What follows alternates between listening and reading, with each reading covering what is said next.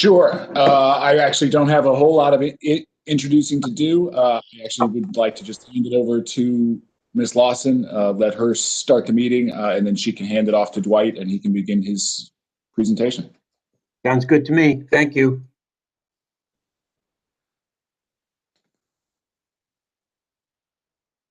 Ms. Lawson, are you on? Check your mute, please.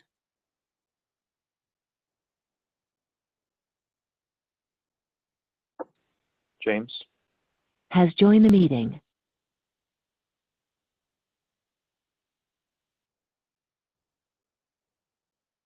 Robert, does it show that Ms. Larson is still on the line? It does show she's on the line. It shows she's unmuted. Ms. Lawson, check your, see, you have two mute buttons. You have one for WebEx and one for your machine or your phone as well. So make sure you check both of those.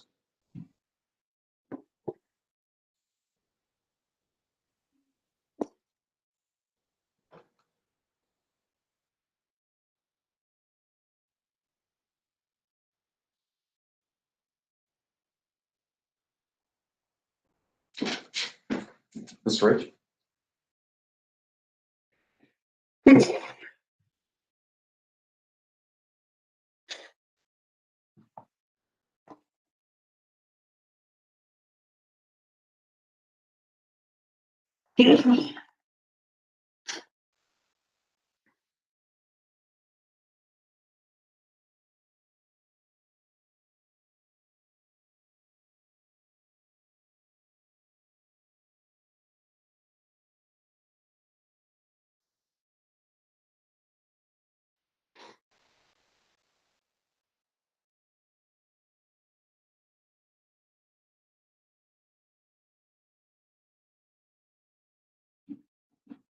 Are we by any chance giving Ms. Lawson a call on the phone to see if she has problems on her end?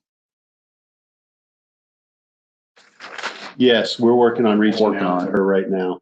Okay, Grant, great. We'll wait. We got time. I'm happy to send her a text message. Are you all calling her? This is Katie. Sure, Katie. Okay. You can send it to her. Let her know that her mute, somehow we're not hearing her. Thank you, Katie. My pleasure.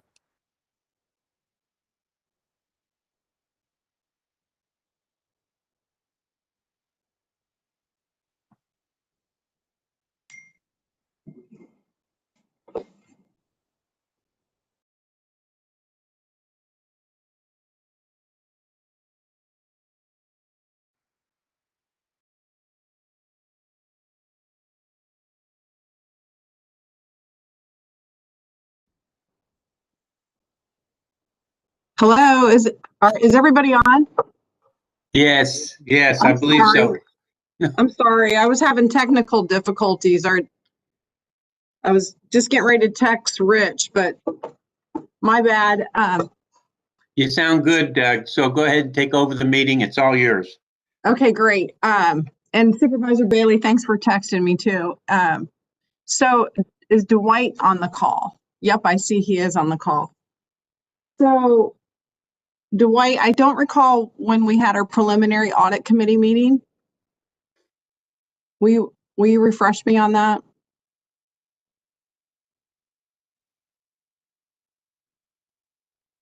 Dwight, are you there? Ms. Lawson, this is Mark Schofield. I'm here in the room. We did have that preliminary audit meeting back in July.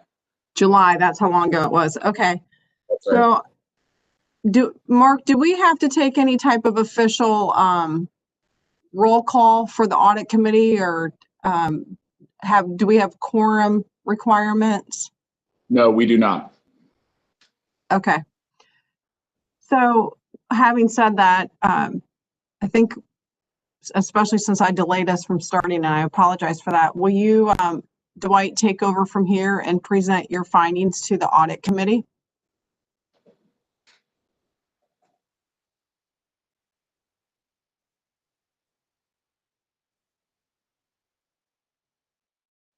Dwight, you are showing as muted in the WebEx system right now, if you can hear us.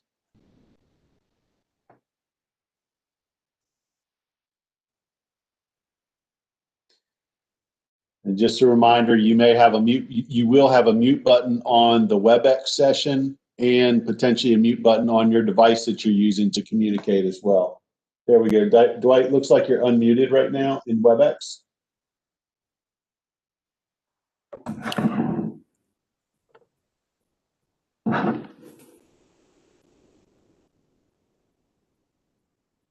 Dwight, we still cannot hear you. If you could check your mute on your laptop or your phone that you're using.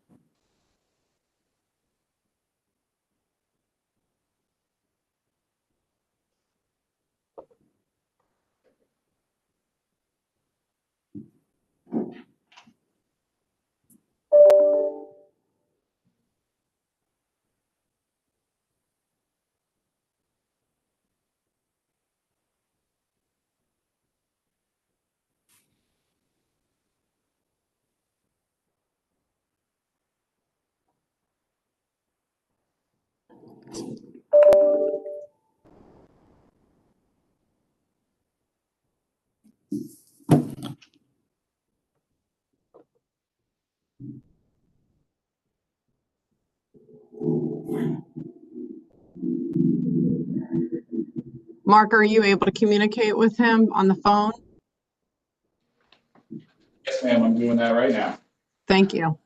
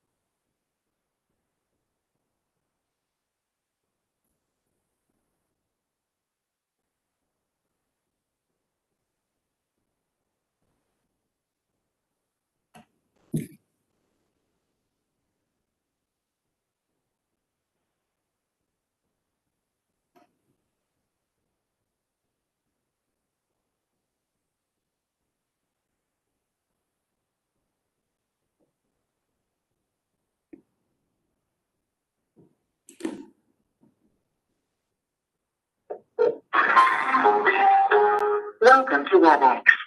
Enter your access code or meeting.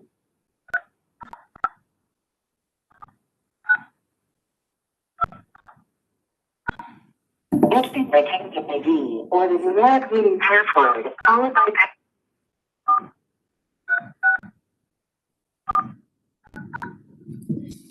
access code, standard pin, followed by pound. Dwight Baracker. Dwight Baracker. Has joined the meeting.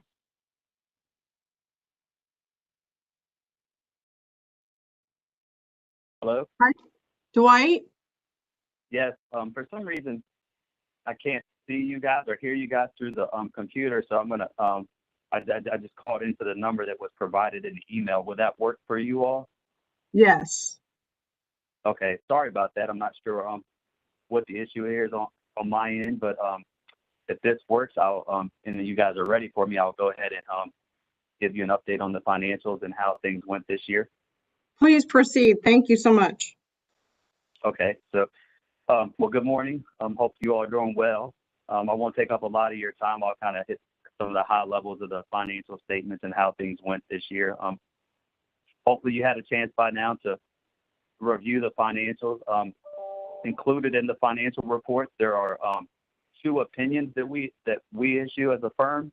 There's an opinion on the financial statements and then also on internal controls of the company or of VRE. Both of those opinions are unmodified, which is the highest opinion we can issue. So it's a clean opinion. I'll point out a few things in the financial statements themselves this year. Net position of the VRE increased $14.7 million from the prior year, with unrestricted net assets increasing $17 million. So as of June 30th, VRE had 114 million in unrestricted net assets that could be used to help fund operations in this upcoming year or in the future. One new item on the financial statements this year, you'll notice is there's a CARES Act accrual for 2.7 million. We were able to, VRE was able to recognize 2.7 million in the CARES Act funding that was received for eligible expenses that were incurred during that last quarter of the fiscal year. So that's something new on the financial statements this year. The pension asset that we had in prior years, this year actually swung to a liability of 212,000. So it was a $500,000 swing in the balance on that. And that's, that's out of our control. That's based on assumptions and things that the actuarials use in calculating that liability. But at the end of the year, or at June 30th, VRE was 98% funded. Their liability was 98% funded. So you guys are in great shape in regards to the pension liability that's out there related to VRS and employee benefits that are offered in retirement.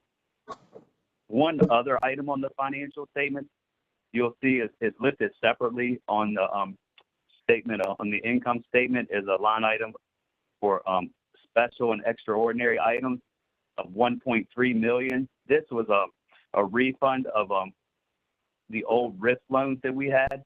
At one time, there was a risk premium that was refunded this year that we note that VRE didn't anticipate getting back. So that was a $1.3 million item that's in the financial this year that you usually wouldn't see. So Dwight, other than that, yes, ma'am. sorry, this is Janine. I'd like to ask a question related to the 98% funded in the pension retirement. That obviously that is a very high score, which pleases all of us.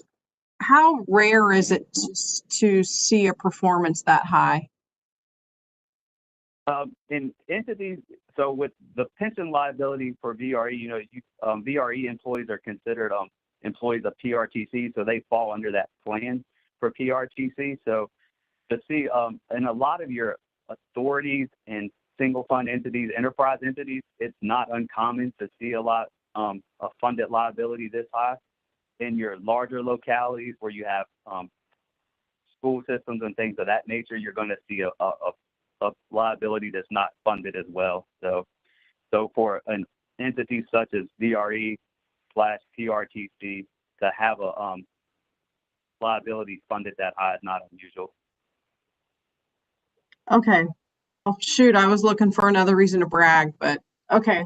If it's not that unusual. No, I mean, and both PRTC/VRE employees, they've been able, they make the contributions that are required annually. So as long as that continues and we're able to fund those contributions that are required, the liability is going to probably be somewhere in that 90, I would say, unless the market was to totally crash, somewhere around that 90% range or higher. And it's possible that it could swing back to an asset like last year. There was an asset recognized where we had more assets out there than what was in projected payouts. So, okay. Do you have more to report before we take questions from members? The only other thing I'd like to say and point out is the staff. Kudos to them. I mean, this remote environment, starting back in March, they had to implement some new procedures in the way they went about approving things and operating. And we took an approach where we looked at controls in place from July 1 through the end of March, and then also looked at those controls that were in place from April, May, and June as part of our testing, because there was some changes with the limited number of individuals that could get in the office and things of that nature. They had to implement some new controls, and I think what they did went smoothly, and it's going to help them as they move forward into this new accounting system with their with the control process and things that they put in place. So Mark, Rich, their staff, Alex Buchanan, they did an excellent job in keeping things running while everyone was working from home and things of that nature. So okay, that's good to know. Thank you. that's all. And that's all I had to report, man. Okay, I appreciate it. So, in full disclosure, I am looking for the link as I was listening to you, and I haven't been able to locate it, and I'm curious if other audit committee members are in need of it as well. Mhm. I'm referring to the link that we were supposed to receive for the management letter, the SAS letter that Mark referred to in an email to me. Okay. The management letter, the only thing that's included in that, not sure why that wasn't forwarded to you, to the members there, or why you didn't receive it, with upcoming GASB pronouncements. That could have an impact on VRE. We didn't have anything to report on. We didn't have any audit adjustments, any items that we would have determined like control findings or control deficiencies to report this year. So there wasn't a lot included in that. And then the SAS letter that you're referring to just relates to, it just talks about there was no disagreements with management. They were prepared on time. There was no audit adjustments, things of that nature. So there's not a whole lot to report in that SAS letter. Okay, actually, I have it in my hands now. It was located by my aide, so we're good to go. Does anybody on the audit committee have any questions for Dwight? Janine, I have one. This is Katie. A question first for you, Dwight, and then I think this is maybe a question to put to Mark. You described what sounded like a relatively significant jump year over year in our assets. Is that's cash or financial assets, or that includes equipment and other features of our capital program? It's going to be a mix of both. You did have some capital projects that we had we capitalized this year that impacted your overall net position, but also from a funding perspective, with the operating assistance and capital assistance that was received during the year, it also helped offset some of your operating loss that was recognized this year. So it's a combination of. But you said the CARES was only, would you say 1.4 or 2.4 million?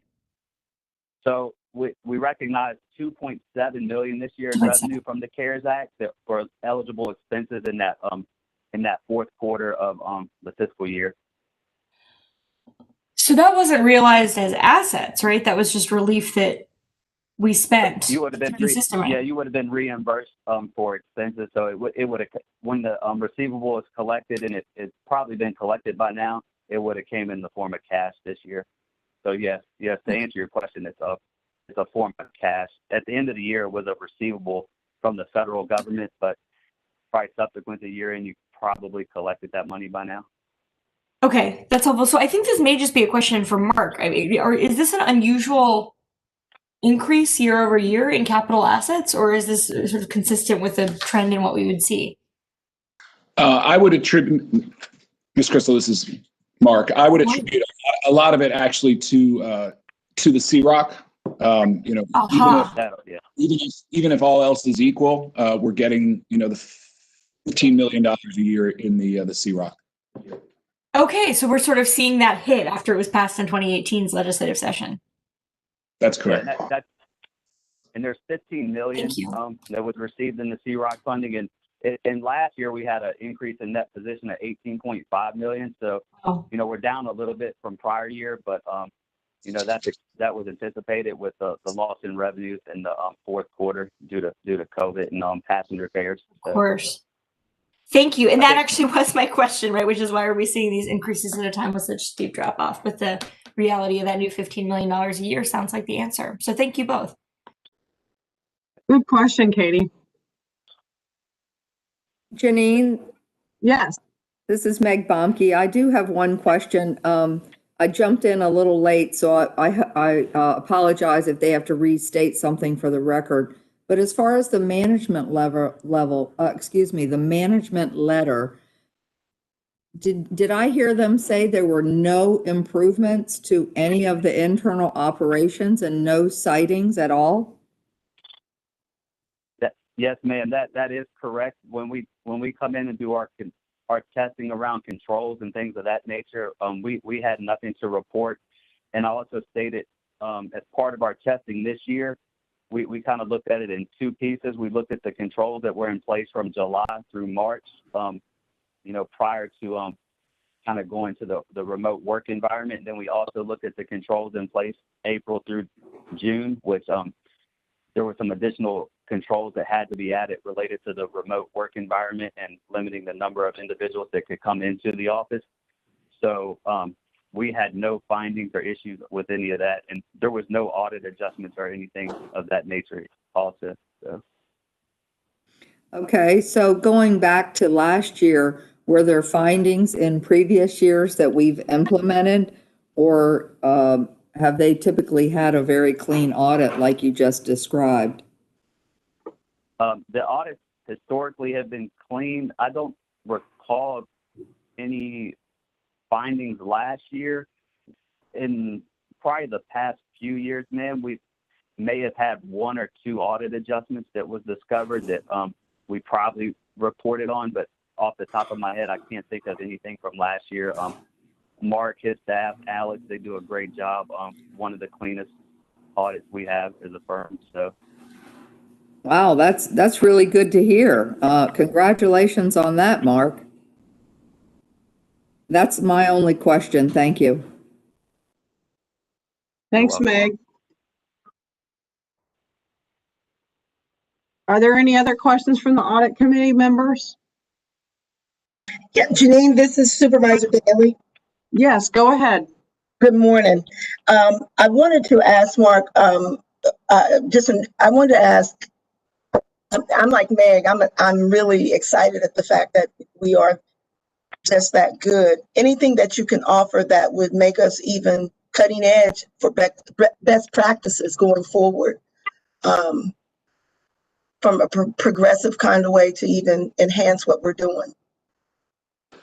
Sure. I think, Dwight actually mentioned this a little bit in his comments. We are in the middle of the implementation of our new ERP system, which is going to replace entirely our accounting system, our inventory and warehouse management system, our procurement, essentially all of the systems across the organization that are currently independent and don't speak to each other really. The new system will tie all of that together. And so, we are really attempting to take this opportunity, not just to sort of transfer what we do into a new software, but really to improve our processes, really get some best practices in place. Dwight has graciously joined a couple of those calls to give us his advice from the audit perspective, just on, if we do have to change processes, how can we make them even better? How can we maintain the control levels that we have? It's a challenging process right at the moment. It's a lot of work, but I think a year from now, we'll be in an even better position than we are at the moment. I'm sorry if I made you repeat yourself. I probably didn't hear you because my sound was going in and out. But can you just cite an example of something? I mean, because I'm just new to the board, and just cite, for example, like what? Sure. One example is our grant reimbursements, for example. With all of our capital projects, we pay our contractors, and then we need to seek reimbursement from the state or whoever we have the grants with. The new software, the ERP, will really tighten up that process and really reduce the lag that we have in getting reimbursements. That's just one example out of dozens of how the new system should improve the accounting here. Thanks a lot. I was hoping you would say grants. Thank you so much. Absolutely. Great. Anybody else have any questions? Is it getting close to 9? So do we need to take any type of committee vote to accept the report? No, ma'am, we do not. I think if you could just, Ms. Lawson, if you could just be ready to give a brief comment to the whole board about what we heard here, and then turn it over to Dwight, and he'll give a distilled version of this to the whole board. Great, I will do that, Mark. And on behalf of the committee, we want to thank you for all of your hard work. And I don't think any of us are surprised by the report. You do an excellent job, and it's reflected in this audit report. Frankly, it's reflected every month in our VRE meeting. So kudos to you and your team. Thank you. You're very welcome. So do we need to switch over to the ops board in a different WebEx, or does it automatically convert over? This will automatically convert over. You can just close this committee meeting, and then we can hand it back to Mr. Skinner, and we can begin the board meeting. Well, hearing no other questions from audit committee members, I am going to end the VRE 2020 audit committee, and we will transition over to the ops board.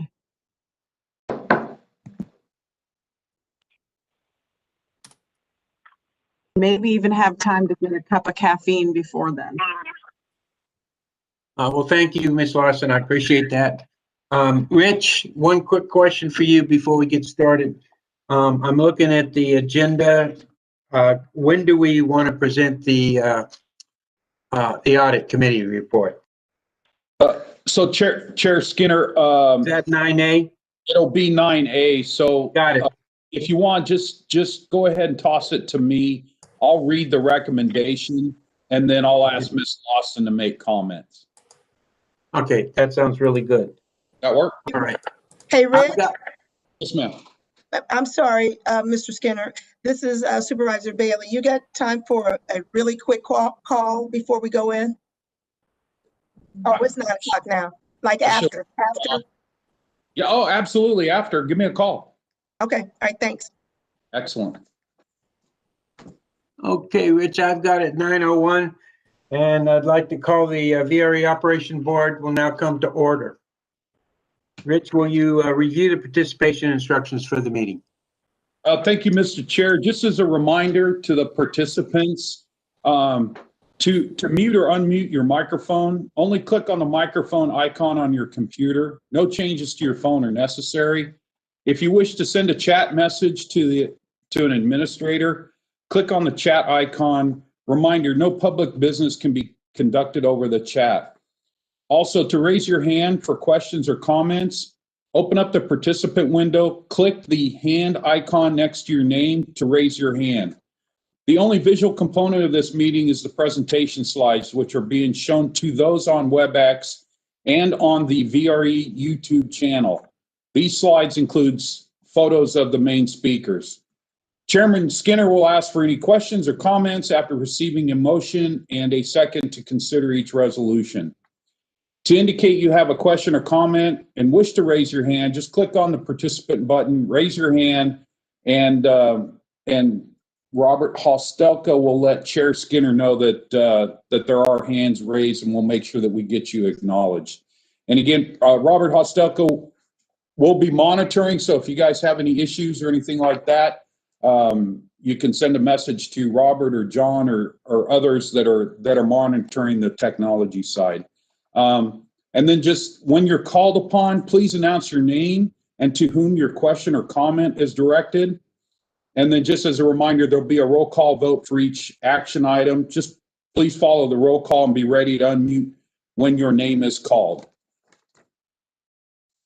Thank you, Mr. Chair. Thank you. At this time, Leslie, would you please call the roll? Yes, Mr. Alcorn I'm present. and Ms. Bailey, Present? Mr. Banks, Present. Ms. Bennett Parker, Present. Ms. Bo- Present. Ms. Crystal. Present. Ms. Franklin, Present. Mr. Kelly, Ms. Lawson, Present. Ms. Mitchell,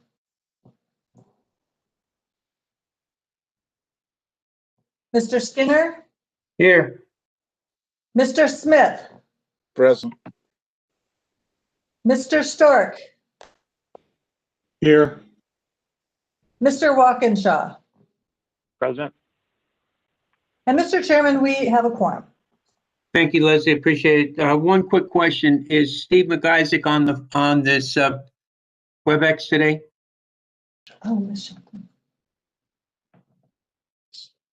Mr. Chairman, I absolutely am. I've been here since 8:30. Yep. Thank you, Steve. I appreciate it. All right. We'll move on to action. Yeah, go ahead. Mr. Chairman, I neglected to call for Ms. Shelton. Ms. Shelton, are you present? She is not going to be joining us today. This is Supervisor Bomke. Thank you so much. All right. At this point, we'll move on to 3A, Resolution 3-11-2020, finding need to conduct a November 20th, 2020 meeting electronically. Rich, you take over from here, please. Thank you, Mr. Chair. The VRE Operations Board finds that meeting by electronic means is authorized because the nature of the current declared emergency makes it both impractical and unsafe for the Operations Board to assemble in a single location, are statutorily required or necessary to continue operations and the discharge of the Operations Board lawful duties, and the items on today's agenda are encompassed within the continuity of operations ordinances adopted by several member localities of the VRE to assure continued operation during the disaster posed by the public health emergency resulting from COVID-19. Thank you, Mr. Chair. Thank you.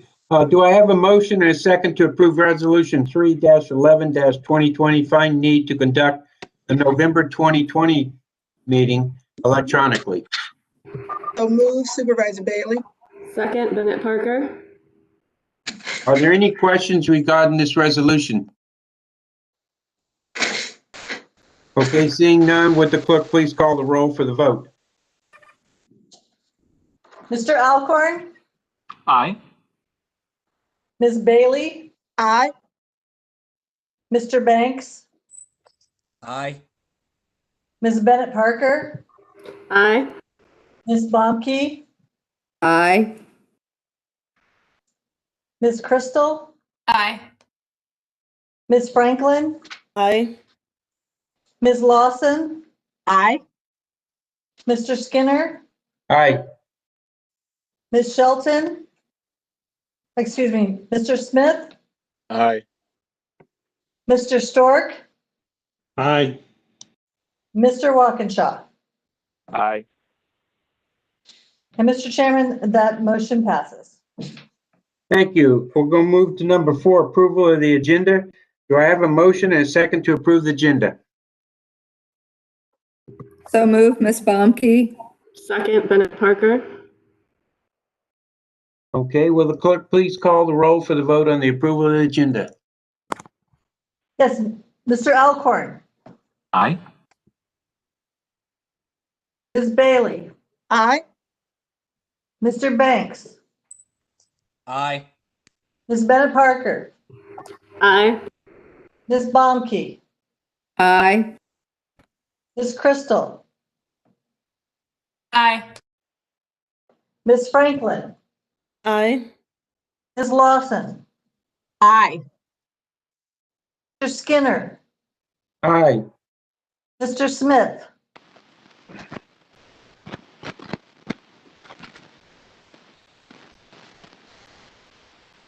Mr. Stewart, Aye. Mr. Walkinshaw. Aye. Mr. Chairman, that motion passes.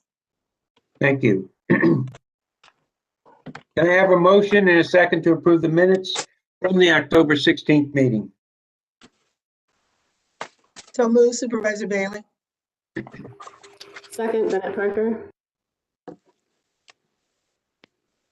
Does anyone have any corrections to the minutes at this time? Hearing none, will the clerk please call the roll for the vote on the approval of the minutes for October 16th? Mr. Chairman, Yes, ma'am.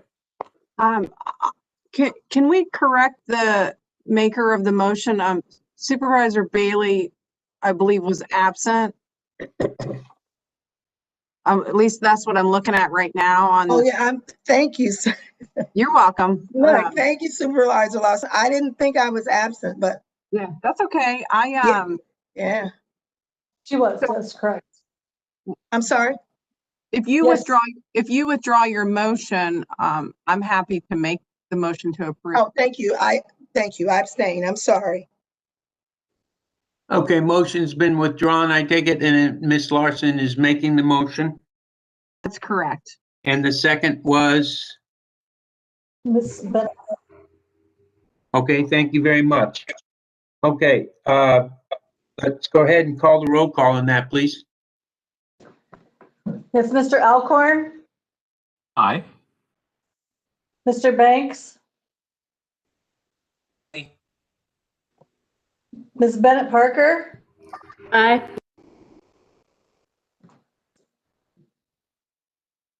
Ms. Bomke, Aye. Ms. Crystal, Aye. Ms. Franklin, Aye.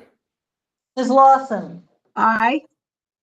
Mr. Skinner, Aye. Mr. Smith, Aye. Mr. Stork, Aye. and Mr. Walkinshaw. Aye. Leslie, one quick thing before we say it. So, you skipped over Miss Bailey, and I think she probably wants to sustain because of being absent. She said she was going to abstain, yes. Okay, I didn't catch that. Thank you. All right. That motion passes, I take it? Yes, Mr. Chairman, that motion passes. Okay, thank you very much. We'll move on to my comments, which is just very few. First of all, I want to wish everybody a happy Thanksgiving. Be safe out there. We still have COVID-19 out there, so safety is paramount here. And the other thing I want to bring up is just a reminder that next month we will be voting on the new executive committee staff. So if you haven't had a chance or you want to be in one of those positions, Ms. Lawson and I believe Ms. Crystal are the ones to contact on that. Mr. Chairman, Yes, please. Ms. Bomke is also going to join our nomination committee. Oh, absolutely. Sounds real good to me. Any other about the election out there coming up? That's all I have for right now, and we'll pass it on to the executive officer, Rich Dalton.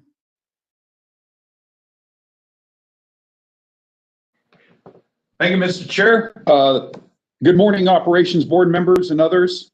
And I too hope everybody continues to remain safe and healthy. On the safety side, as some of you know, we currently partner with member jurisdictions to ensure the safety of our riders and the public in general. Our passenger train emergency response program is a prime example of that. Last week, fire and rescue teams from the city of Manassas and Prince William County spent a couple of days gaining a better understanding about the railroad operating environment and VRE operations.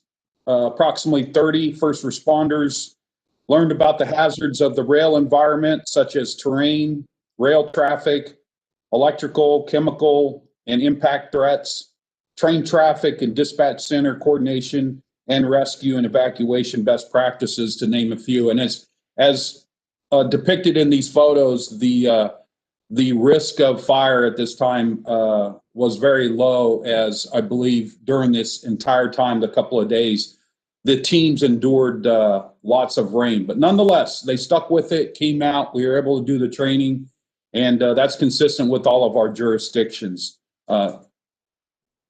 From a COVID standpoint, as our ridership continues to return, we continue to emphasize our enhanced cleaning processes, social distancing, the wearing of face coverings, hand hygiene, and all of those elements remain paramount. We still see a very strong daily compliance of passengers wearing face coverings on board our trains and at our stations. And then VRE staff continue to work primarily from remote work environments, and we continue to maintain a continuity of operations. On the ridership side, we continue to operate at a reduced service level, currently at what we refer to as a S Schedule Plus. Overall ridership continues to be down since March, but increasing slightly, as the graph shows, since the Phase 3 reopening in July.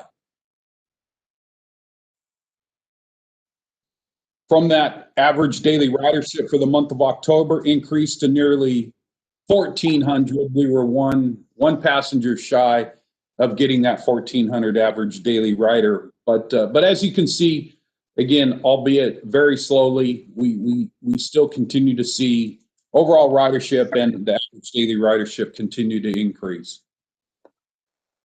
On-time performance continues to be strong. We came in system-wide at 94%. For the month of October, fairly balanced between both lines, 95% on the Manassas line and 94% on the Fredericksburg line.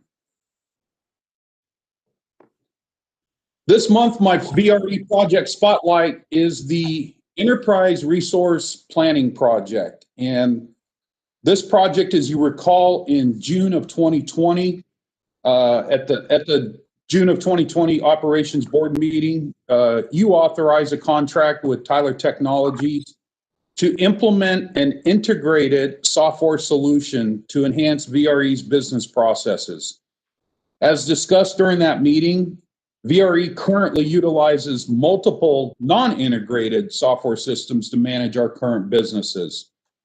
Since that time, VRE staff and Tyler have begun Phase 1 of the implementation plan, which primarily focuses on the financial and procurement modules. And that's depicted in this graph in blue and orange. So, and this graph shows primarily what the different modules are for that system. Approximately 2 staff and Tyler have begun, approximately 20 VRE staff are involved in this first phase. And I'm sure most of those folks can attest to the fact that it's consuming a lot of hours to this point, which was anticipated. And of course, but it takes all disciplines. It takes essentially, at the end of the day, all staff to make this happen. So we do have the team has met, multiple milestones, if you will. One of the major milestones in Tollgate that the team's working towards is to go live with the financial model by July 1 of 2021. This is a multi-year implementation process. And again, there's just a tremendous effort involved by all. And I want to thank everybody, staff members and the Tyler team, for their commitment and relentless, underlying relentless pursuit of achieving the multiple milestones to date.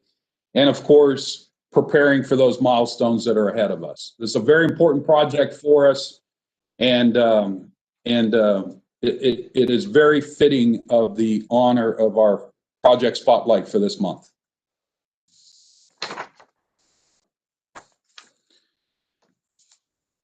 We continue to emphasize our commitment to health and safety of our passengers as our riders return.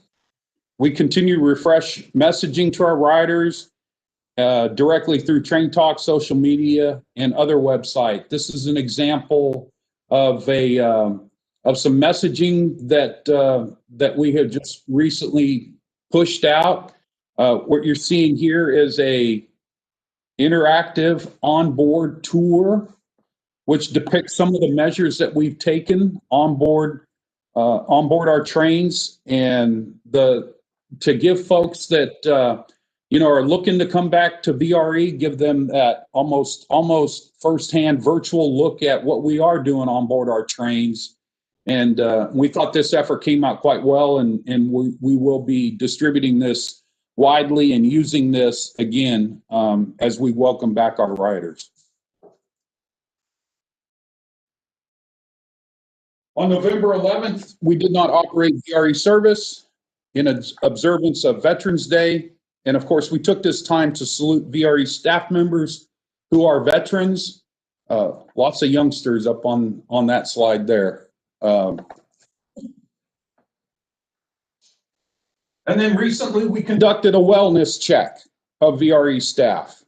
And of course, all safety and health protocols were exceeded to ensure the health and safety of all of our staff members. This was the first time many of us had seen each other since March. And I also took this opportunity to recognize several staff members who have reached VRE service milestones during the calendar year 2020.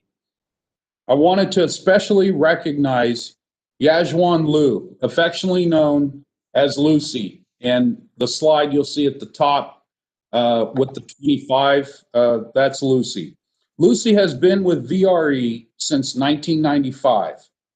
And keep in mind, VRE commenced operations in 1992. And of course, as a senior staff member in the accounting department. And so this was a good opportunity to celebrate her 25-year service milestone.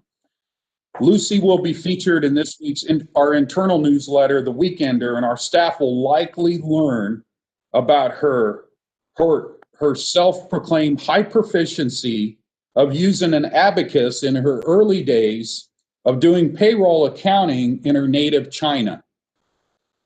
Her infectious smile continues to be her hallmark, and I just wanted to share with you our sincere appreciation for Lucy's hard work and tireless dedication to VRE over the past 2.5 decades. That's the end of my report. Chair Skinner. Thank you, sir. Appreciate it, Rich, and congratulations to Lucy. Leslie, do we have anybody on public comments? Has anybody submitted electronically any comments? Yes, Mr. Chairman, I have one comment from Mrs. Karen Williams of Fairfax, and I'll read it as follows. Quote, it appears all senior leadership at VRE, directors and above, are white. What will VRE, NVTC, and PRTC do to ensure racial diversity in senior management positions at VRE? Shouldn't leadership look like a representation of the people? End quote. And that was the only comment we had. Okay, thank you very much.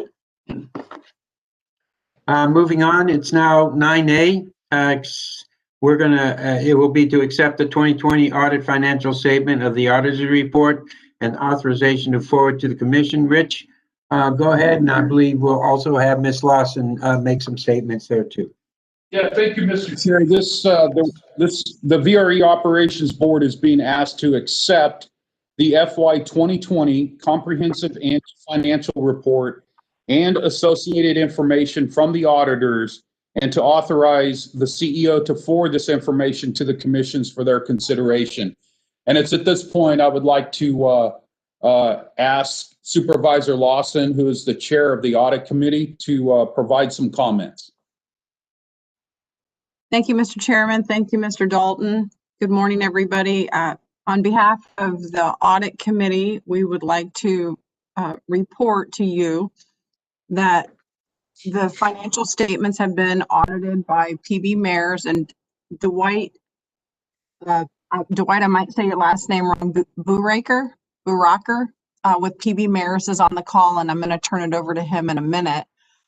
The audit committee met with him in July for a preliminary discussion, and this morning we had our final audit committee presentation.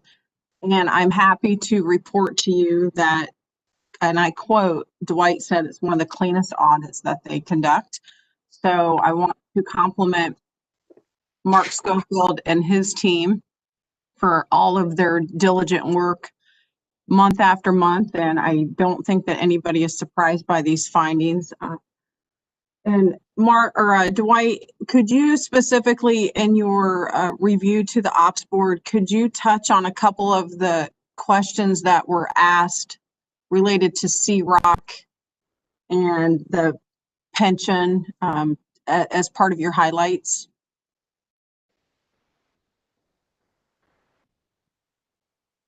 And I'm hoping that Dwight is on the call. Yes, ma'am. Were you able to hear me? Yes, you go right ahead. The floor is yours. Okay, great. Well, thank you, Ms. Lawson, and good morning, everyone.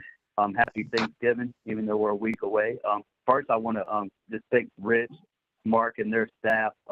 During these trying times, their ability to get things done in that last quarter in a remote environment. I wasn't sure how we were going to navigate through a remote audit, something we had never done, but the effort and things of that nature that the staff at VRE put in made this go very smooth. So kudos to them.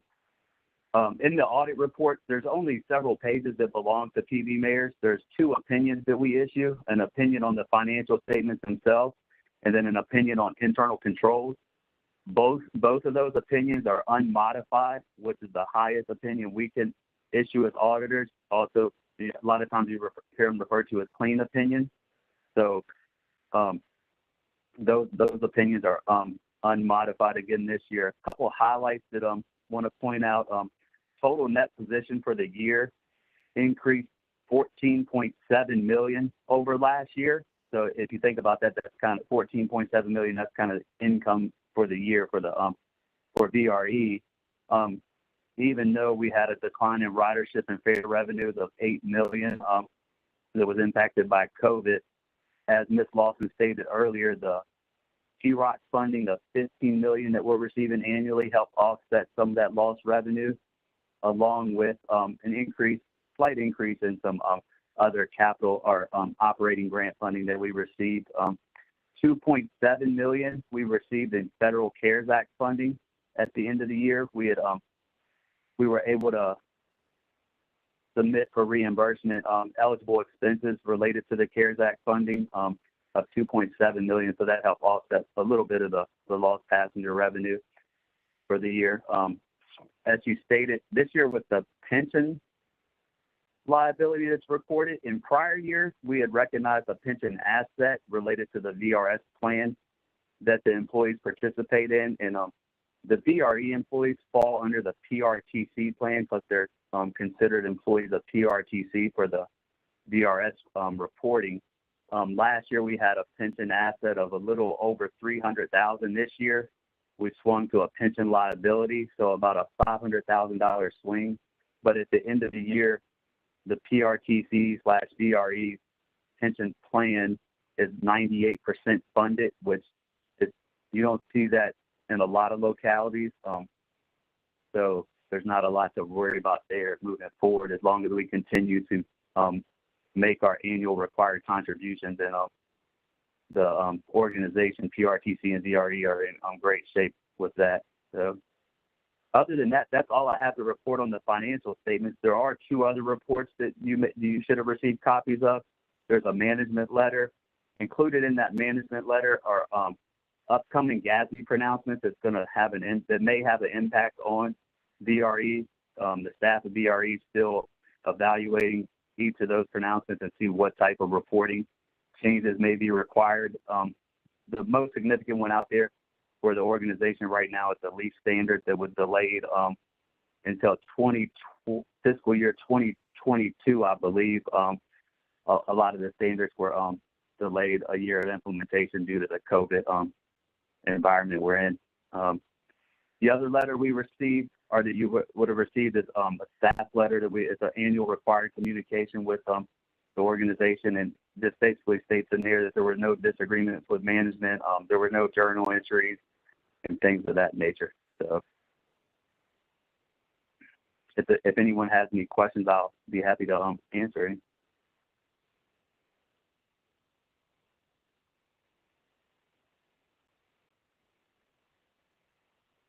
Hello? Thank you, Dwight. We're here, and I'll let Mr. Skinner, the chair, field any questions. Yeah, no, you're fine, but thank you for that report. Thank you, Ms. Larson. I'll repeat what Rich, is there any questions from the members of the board here that they could ask Dwight at this time? All right, seeing no questions, Dwight, thank you very much for an excellent report. We appreciate it. Hopefully we'll have, hopefully we'll do just a little bit better next year as we're doing it. Also, Mark and your staff want to thank you for doing such an excellent job. Okay, so we're gonna, do I have a motion and a second to approve the resolution 9A? Mr. Chairman, I move for approval 9A. Thank you. Second, Supervisor Bailey. Thank you very much. All right, are there any questions or comments on the report? Seeing none, will Leslie please call the roll for the vote to approve the resolution 9A? Yes, Mr. Alcorn, Aye. Ms. Bailey, Aye. Ms. Banks, or Mr. Banks, Aye. Ms. Bennett Parker, Aye. Ms. Bomke, Aye. Ms. Crystal. Aye. Ms. Franklin, Aye. Ms. Lawson, Aye. Mr. Skinner, Aye. Mr. Smith, Aye. Mr. Stork, Aye. and Mr. Walkinshaw. Aye. And Mr. Chairman, that motion passes. Thank you very much. Moving on to 9B, action item, recommend authorization to execute a passenger rail operations and access agreement. Rich, will you lead us into this? Has left the meeting. Thank you, Mr. Chair. The recommendation is we're asking the VRE Operations Board to recommend to the commissions to have the CEO authorize an agreement with the Virginia Passenger Rail Authority, or alternatively, the Department of Rail and Public Transportation, for later assignment to the Rail Authority for the passenger rail operations and access agreement. So in summary, I will say, as you recall, we brought this to you in an information item in October. We spent time on this agreement, and of course, the next item coming up would be on the funding agreement. And so I want to go back and kind of highlight a few things. I know you have a lot of this, not only in your agenda package, but we did provide you a link to at least what the current draft of the agreement looked like a few days ago, maybe at the end of last week, in preparation to finalize that agreement in both from substance and form, etc. But again, let me go back or not go back, but let me just highlight some of these key sections similar to what we did in the agenda item.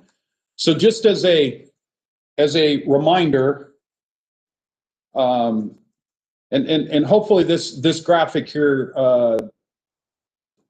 depicts for you essentially what is happening here. As you know, we currently have operating access agreements with CSX, Norfolk Southern, and Amtrak.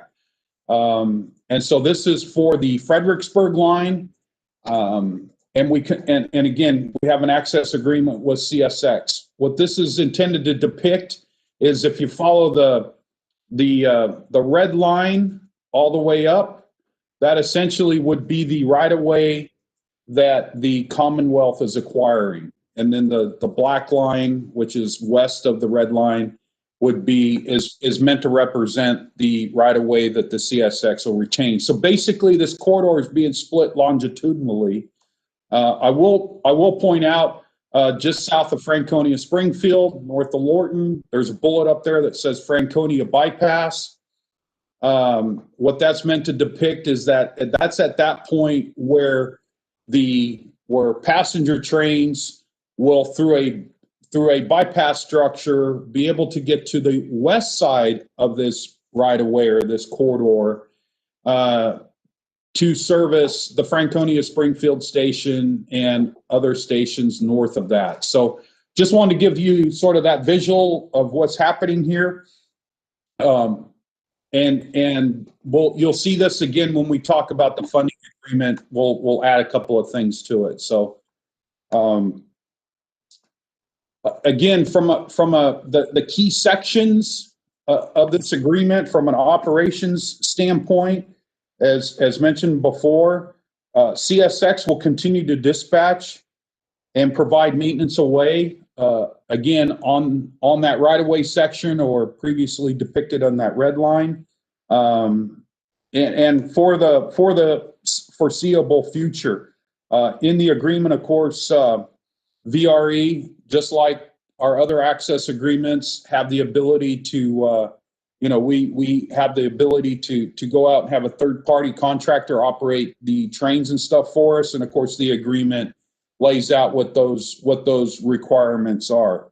In this key section, I just wanted to point out that in this agreement, unlike our other access agreements, this does acknowledge, the importance of reliability, and so as depicted in the agenda item, there is a process that's contemplated or at least described as it relates to average monthly on-time performance with an objective of keeping it, I'll say, above 90%. And if there is if there ends up being situations where we can't achieve that, at least in this agreement, there's a process identified that we can meet, really drill down, and ensure that that we're all collectively working to get reliability at a level that's acceptable. Another key section, the term, this agreement shall continue in effect until the commission cease operations. Again, somewhat different than our other access agreements, where we're going back and we are renegotiating those agreements just about every 5 years. We do note that there's provisions in the agreement, so we can go back at these 5-year marks just to revisit any potential terms and conditions that need updating. Train dispatching and maintenance fees. The train dispatching and maintenance fees will essentially equal the amounts that CSX charges to the rail authority, minus the share that Amtrak would pay to that. We are currently anticipating, as I've said before, that these fees will either pay similar to what we're paying in terms of access fees now, or to be slightly lower. Just as a reminder, what we do with access fees is both for CSX, Norfolk Southern, Amtrak, and now the rail authority, is basically we pay 100% of those fees, and then we get reimbursed approximately 84% back through various grants with the state. So we anticipate this being, a similar arrangement. Under passenger, let's talk passenger station facility lease right now. The item describes where those locations are at. They're essentially the VRE stations. We identify essentially that these are we're accounting for the land. Of course, the commission's built the platforms with the exception of a couple of stations over top of this land. So, but I will note that and again, the lease term will be coterminous with the access agreement. So again, unlike our other agreements, they're likely to live in perpetuity unless VRE ceases to operate. The annual rent amounts that are being contemplated, at least at the time of this agreement, would be $1 per year per location. I will say too that that similar to our other agreements, this passenger station facility lease agreement is an amendment within the operating access agreement.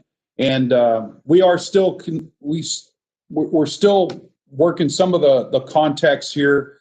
I'll say that there's a couple of recent discussions we've had with Jennifer Mitchell and her team on air rights and other elements within that agreement that we still that we still need to have some further discussion prior to finalizing the language in that agreement.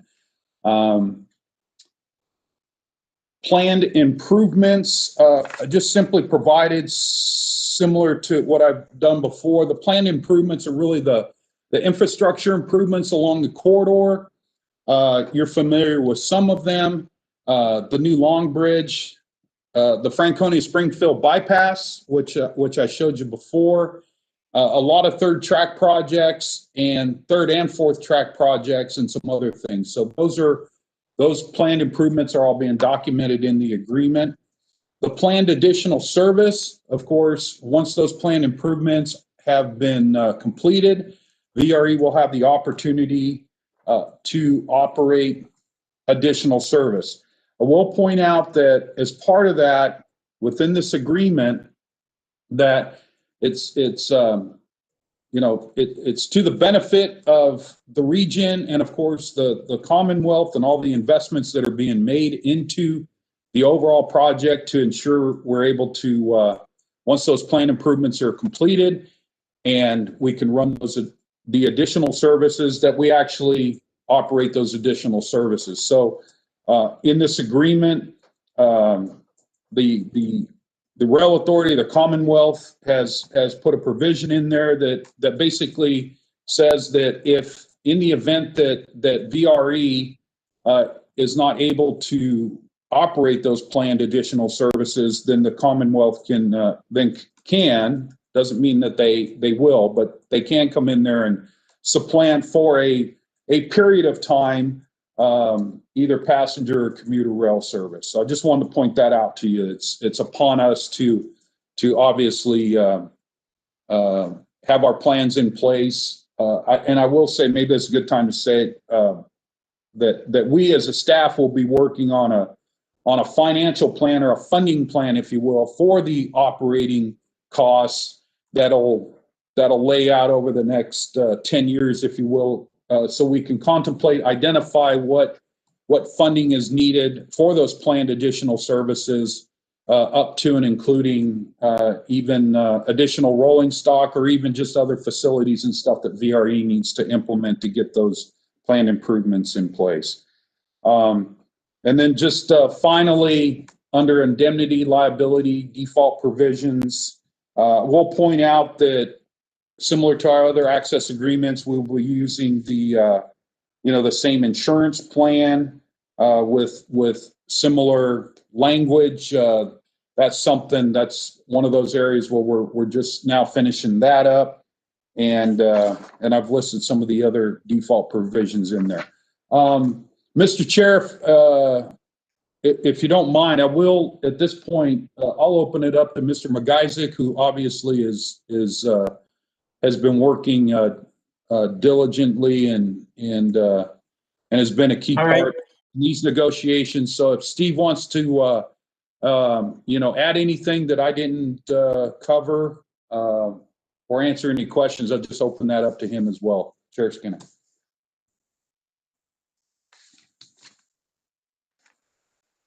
Steve, the floor is yours, Steve. Thank you, Mr. Chairman. I think Rich did a great job giving you an overview of the agreement. Obviously, it is a large amount of material for you to digest, and I don't think any of us reasonably expect you to have poured through the agreement. But let me give you a little bit of a context to help you understand how this agreement has changed a bit from the relationship we have with the freight railroads, and then just mention a couple of significant aspects of the agreement that you should just bear in mind. The first is, the way I would suggest looking at this is that as far as the CSX right-of-way goes, at least for roughly half of it, we now have a new landlord. You know, we've always had CSX as our landlord, and quite honestly, that was a landlord that didn't want us on the line at all. And in the early days made our lives extraordinarily difficult, but I think we've built a good relationship with them and things have actually been pretty good. We now will have the Virginia Passenger Rail Authority as our landlord, and the management company will be DRPT, which I think, given the current staff at DRPT, that's a great thing. We look forward to having a good working relationship. However, as you know, with changes in administration, those personalities will change, and you never can be sure what that new management company will be like. And that's what makes a couple of these provisions really relevant. The first is, I think, as Rich mentioned, on the station lease agreement, you know, I think we have always regarded these as our property, and that we sort of own the improvements and are able to do pretty much anything that doesn't interfere with freight and passenger rail operations. I think the rail authority and DRPT pretty much have that same view, although, as Rich mentioned, they've introduced this concept of air rights, which essentially means that they could build, as they have suggested, commercial, residential, mixed-use development above our stations, which is an extraordinary concept and probably one that isn't economically feasible, but it could possibly happen at, for instance, L'Enfant or even Crystal City, possibly Alexandria. So this is something that we have never contemplated before, and it will introduce a new dynamic in our relationship with the rail authority. I think we're trying to moderate those provisions now so that commissions will have a strong voice in anything that might be proposed at the different station sites. The other thing I'll mention is this planned improvements and the planned additional service. One aspect of this that is really a sort of a paradigm shift from where the freight railroads, from our relationship with the freight railroads. The freight railroads have always been resistant to us adding new service, and we've had to really work hard to get additional trains. Now, with the rail authority, we will have the opportunity to add significant levels of service. However, what goes with that is the ability to fund it. And we've had a discussion with the rail authority and with DRPT where they have this concept where if we, the commissions, are unable to take advantage of new rail slots, then they will take them and they will either introduce new intercity service, probably operated by Amtrak, or commuter service. So in a worst case scenario, you could actually have the rail authority introducing a competing commuter rail operator in our territory, which is an extraordinary concept. But as I said, in a worst case scenario, you could actually end up with that. The real point is that the commissions will always be under this pressure to plan for when these new slots become available so that we can actually introduce that additional service. And we do know that that could be very challenging in two scenarios. One is when and if there's a failure on the part of the Commonwealth to appropriate the 84% subsidy that supports the track access fees. If there was any year in which they failed to appropriate those funds, we would have a hard time funding the existing service, never mind additional service. We have actually got provisions in the agreement that would delay or forestall the Commonwealth's ability to take over slots if they fail to appropriate those funds. The other piece of it, of course, is, and Mark and Rich will talk more about the funding agreement. We will be committing a significant amount, essentially all of our CROC for a long-term period. That is the source of funds we would have for additional trains, and of course that will already be committed. So I just want to mention this sort of financial dynamic and how it has changed. The last thing I'll mention is the way in which failure to comply with the agreement works. We are in a situation now where if the commissions, for whatever reason, are unable to comply with the various terms of this agreement. For instance, we're not maintaining the stations safely. We're not running the service for various reasons. The Commonwealth has the ability to suspend operations and kind of bring us to the table and say what's going on, and we would have an opportunity to cure that. If we failed to cure it, ultimately the authority, the rail authority, could terminate the commissions completely, and we would have no ability to operate train service. Again, a very unlikely event, but I wanted to call that to your attention. I have nothing more. Thank you, sir. Rich, do you have any more to add, or is that it? I have no further information to add, and thanks, Steve. Thank you, Steve. Appreciate it too. Do I have a motion and a second to approve resolution 9B? Madam Chair, this is Katie Crystal. I recommend that we pass on to the Commission's authorization of the Passenger Rail Operations Access Agreement. Second, Supervisor Bailey. Do I have any discussion, questions? Mr. Skinner, I'd welcome the opportunity to speak to it briefly, if that's all right. That's absolutely fine. Go right ahead. Thank you. I think masquerading as a pretty legal technical document is a just massive deal about the future of this system and commuter rail service, and indeed passenger rail service in Northern Virginia and the Commonwealth. So I just am very excited to support it and want to thank Mr. Dalton and Mr. McIsaac for the tremendous amount of work, and I know supported by others in VRE staff, to get to this point. Certainly, as I review this, there are things that seem, I guess, a little strict, I might suppose, particularly given the strong relationships that we have with DRPT. And indeed, the Secretary of Transportation right now, it's my understanding though that this agreement's really been written in such a way that it will protect the interests of VRE in the event that we have future governors' administrations that don't look as kindly on passenger rail as our current ones do. I can't imagine anyone not being a fan of VRE, but should that date come to pass. I think there are some things, and Mr. McIsaac, I appreciate your flagging them to our attention that we really should be aware of, that we're approaching here, and that this does create the legal possibility, if not the likelihood, that VRE could be replaced in the event that we're not able to expand service to keep up with the investments in the track. I certainly don't think that's the intention. I know it's not my intention. I'd be surprised if it's the intention of anybody in the ops board or in leadership at VRE now to do anything but rise to the occasion and really seize this opportunity in front of us by running the additional service. And I'll just close. I have one question, but I'll close by saying, I think even just seeing the nearer term potential improvements of bi-directional service in those early years is so exciting. I'll tell you, I can't wait to take the VRE from Crystal City down to Woodbridge to have our meetings. I think the only question I wanted to tease out a little bit, if I can monopolize the floor for one more minute. Mr. Dalton, you talked at some length about the triggers that go into effect. Essentially it's a conversation, right? An accountability discussion if we're not able to reach 90% on-time performance. Obviously this is something that those of us who lived through last year and the near collapse of on-time performance in the wake of PTC and heat restrictions have thought about a lot. Could you just give us an indication with the Commonwealth and I guess specifically the Passenger Rail Authority owning and directing the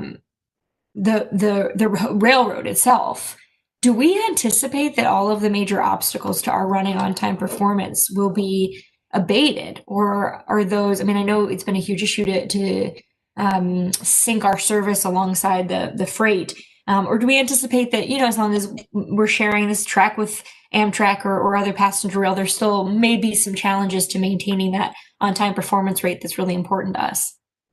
So I think that's a Mr. Dalton question. Well, thank you, Ms. Crystal. I'll just say the provision that I mentioned in the agreement, obviously it's not a guarantee, but unlike other agreements, at least it's in there and it identifies a process. More specifically to your question is, I just have to say that this agreement specifically, and and the transaction generally, if you will, is only going to help us from a reliability standpoint. When you start stacking in all the capacity enhancements, and the one thing that I did fail to mention at the beginning was the ultimate goal of transforming rail in Virginia, at least the program or the program of projects, is freight passenger rail separation in our corridor. And so all of those elements stacking up is only going to enhance, the reliability and of course the performance of VRE. So I don't in any way see this as being anything that will hamstring us or limit our ability to continue not only to work through the rail authority, but with our existing host railroads. Those relationships aren't going away. We're all going to have to still work together, and there will still be agreements with those other host railroads in the foreseeable future. But I think, again, I just want to point out the key element here is ultimately in that 10 to 15 year range. And again, I'm not, I'll just say that for the purpose of this conversation, the ultimate freight and passenger rail separation is the point of nirvana, and whereby reliability basically becomes in our hands, if you will. So hopefully that answered your question. That does. Thank you very much, Mr. Dalton. And Mr. Skinner, thanks for the opportunity to give comments as well. You're welcome. Thank you. And I would have to agree with Katie that southbound traffic is really something we need for the future, because we in the Fredericksburg region, Spotsylvania, are growing very quickly. We do have the VA hospital, which will be the largest in the United States, the clinic there. So we hope that we can provide a train from the north down to the south for those veterans, rather than hassle with 95. But we'll move on. And do I have a motion or a second approved for resolution 9B? Did we do that already, Leslie? Or Yes, Mr. Chairman. We have a motion from Ms. Crystal and a second from Ms. Bailey. Thank you. I appreciate that. Leslie, please call the roll call for the vote. Yes, Mr. Chairman. Mr. Alcorn. Aye. Ms. Bailey. Aye. Mr. Banks. Aye. Ms. Bennett Parker. Aye. Ms. Bomke. Aye. Ms. Crystal. Aye. Ms. Franklin. Aye. Ms. Lawson. Aye. Mr. Skinner. Aye. Mr. Smith. Aye. Mr. Stork. Aye. Aye. And Mr. Walkinshaw. Aye. And Mr. Chairman, that motion passes. Thank you very much. We'll move on to 9C, recommend authorization to execute a passenger rail improvements and funding agreement. Rich, will you take us into it? Absolutely. Thank you, Mr. Chair. So the recommendation, similar to the previous item, we're asking the operations board to recommend to the commissions to authorize the CEO to execute agreement with the Virginia Passenger Rail Authority, or alternatively, the Department of Rail and Public Transportation, for later assignment to the Virginia Passenger Rail Authority for passenger rail improvements and funding.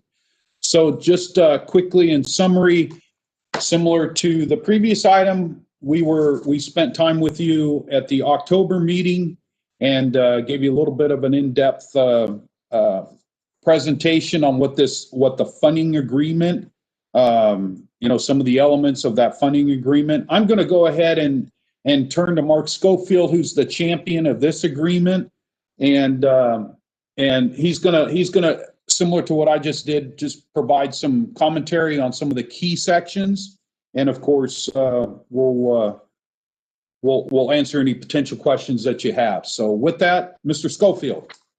Thank you, Rich, and Good morning, board members. As we indicated last month during the information item, we've had agreement with DRPT on sort of the basic structure of this agreement since the beginnings for a year now. And that is for VRE to use the CROC, which is the available funding source that we have, to make a major contribution to the program through a combination of debt proceeds and pay-as-you-go cash. And so the real challenge over the last few months has been to sort of thread this needle of putting enough meat on the bones to have a real commitment between the parties, while at the same time leaving as much flexibility as possible to structure the debt issuance in a way that's advantageous, in a way that maximizes the proceeds, given the market conditions a year from now, which we don't necessarily know what those will look like.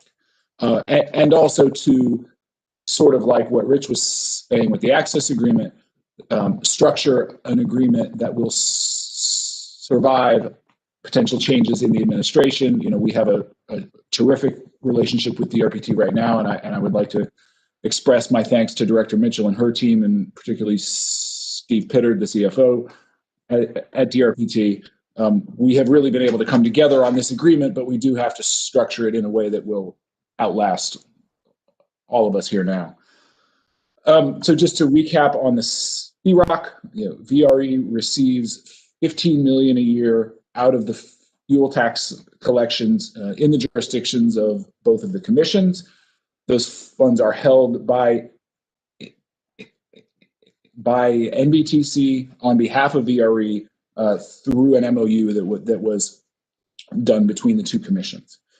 One of the key points is that the legislation that created this CROC puts a maximum a limit on the amount of debt service that we can use or have that's backed by the CROC. So and that is 66%. Which equates to $9.9 million. So you can think of it this way. We could use the CROC, all 15 million of it, on the operations of trains. We could use all 15 million of it on a capital project on a cash basis, but we can only commit up to that $9.9 million each year to debt service. And so that's an important constraint to sort of keep in mind. I think it's important to think of this commitment that we're about to enter into. It's going to be happening over likely a 30-year period, but to think of two distinct chunks of that: the first 10 years and then the next 20 years. So during the first 10 years, all of the CROC that VRE gets will go towards the Transforming Rail program. The amount of debt service that we're going to commit to might be as low as $7.5 million, which would be half of the 15. It might be as high as that $9.9 million maximum. It's going to depend a lot on how we structure the debt issuance, but we're going to try to arrange that in an advantageous way to maximize the proceeds, which will then go to the rail authority, which they will use for the purchase of right-of-way. That is the commitment that we are making for the use of those proceeds. And then again, in that first 10-year period, whatever is left over that is not going to the debt service will go again to the rail authority as cash on a pay-as-you-go basis towards three specific planned improvements within VRE's service area. Robert, actually, if you could skip ahead just to there we go, to the graphic. Thank you. So that pay-as-you-go commitment will go towards one or more of the Long Bridge, the fourth track in and around Alexandria, and the bypass that Rich was talking about earlier. So that's the first 10 years. Then in years 11 through 30, whatever debt we committed to, that debt service will continue. It will not be more than $7.5 million a year.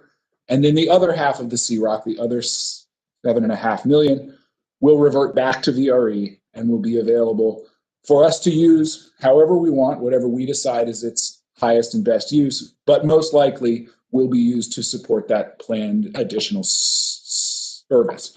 And again, as we've talked about, the timing here is intentional. That sort of first 10 years versus the next 20 years, we would expect and hope that the Long Bridge 10 years from now-ish, the new Long Bridge would be ready, would be available, and that's when we really will be able to open up and add a lot of that new service.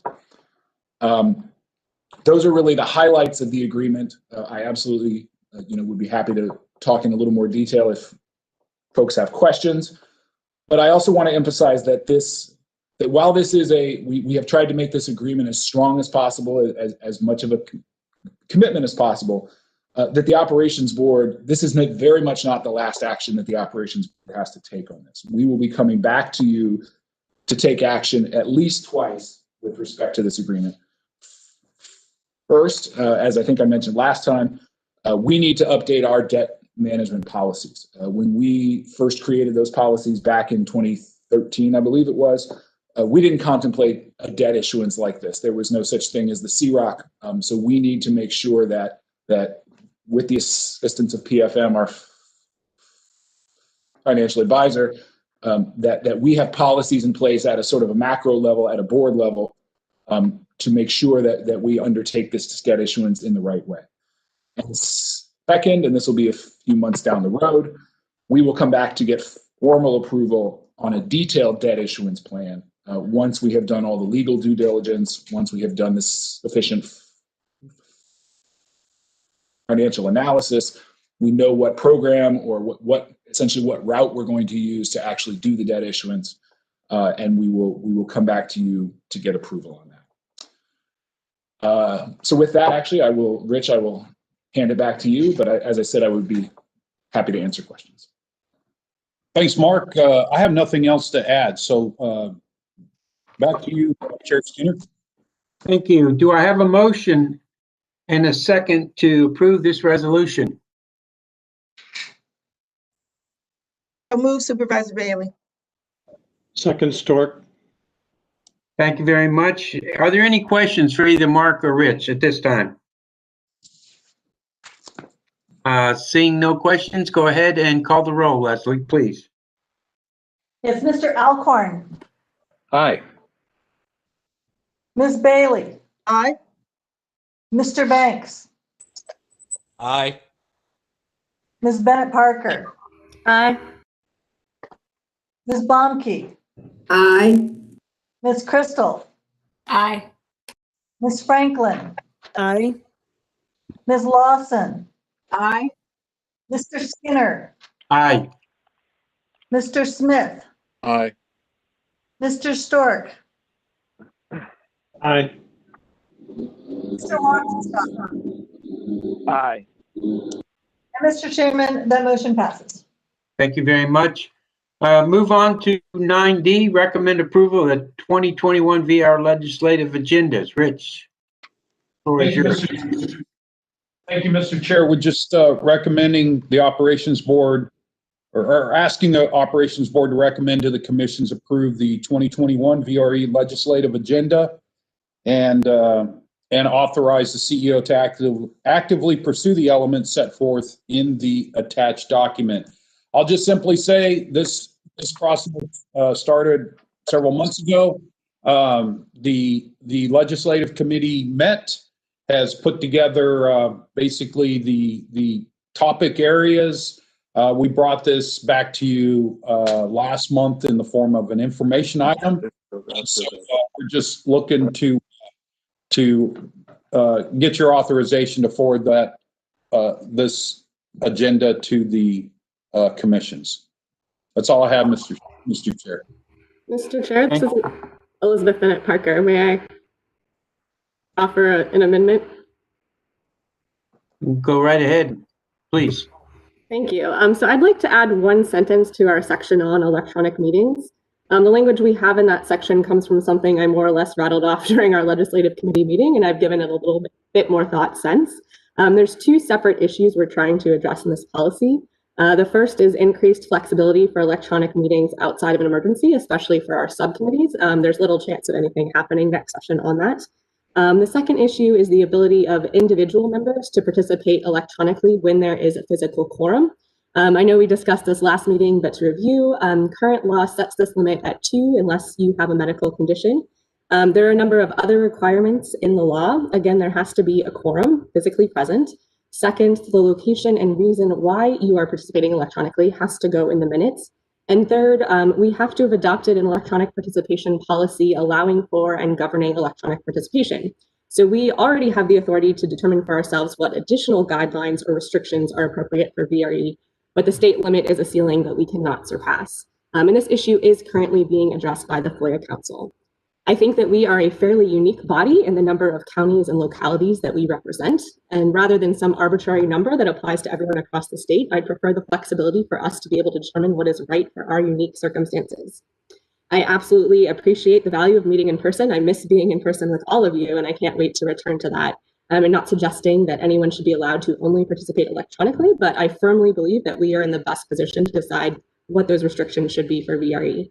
So the sentence I'd like to add to the end of the existing language is, this includes support for removing the state limit on how often members may participate electronically when there is a physical quorum present, while retaining VRE's authority to govern such participation with additional guidelines or restrictions. I'm happy to read that again if that would be helpful.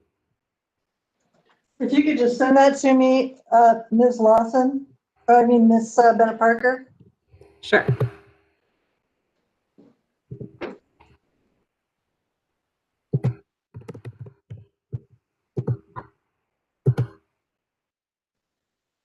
A participant has joined the meeting. So I would be happy to move approval with that sentence. I'm happy to. Can we, how about if we just say without objection, add it to the agenda? Does anyone have an objection to what Ms. Bennett Parker spoke to? Mr. Skinner, none. This is Supervisor Bailey. Yes, ma'am. I say no objection at all. Oh, okay, thank you. All right, hearing no objection, I'm going to ask it be added to the legislative agenda. So I will look for a motion and a second to approve the resolution, 9D. Ms. Bennett Parker, 9B. Second, Supervisor Franklin. Thank you very much. Are there any discussion or questions? Mr. Skinner? Yes, ma'am. This is Supervisor Franklin. Just want to thank Vice Mayor Parker for leading the effort on the electronic meetings. Agree wholeheartedly that this should be something that we push the General Assembly to look at more closely. Obviously, none of us expected to be in a pandemic, but I think even these changes supersede a pandemic, particularly as we continue to evolve technologically. So I do support this. I support the amended language. And thank you again for including electronic meetings as part of the legislative agenda. Thank you, Ms. Franklin. Appreciate it. Anybody else? If not, now we'll go take the vote. Leslie, would you please call the vote? Mr. Alcorn. Aye. Ms. Bailey. Aye. Mr. Banks. Aye. Ms. Bennett Parker. Aye. Ms. Bomke. Aye. Ms. Crystal. Aye. Ms. Franklin. Aye. Ms. Lawson. Aye. And Ms. Mitchell, I understand you're with us. Would you like to vote on this, Ms. Mitchell?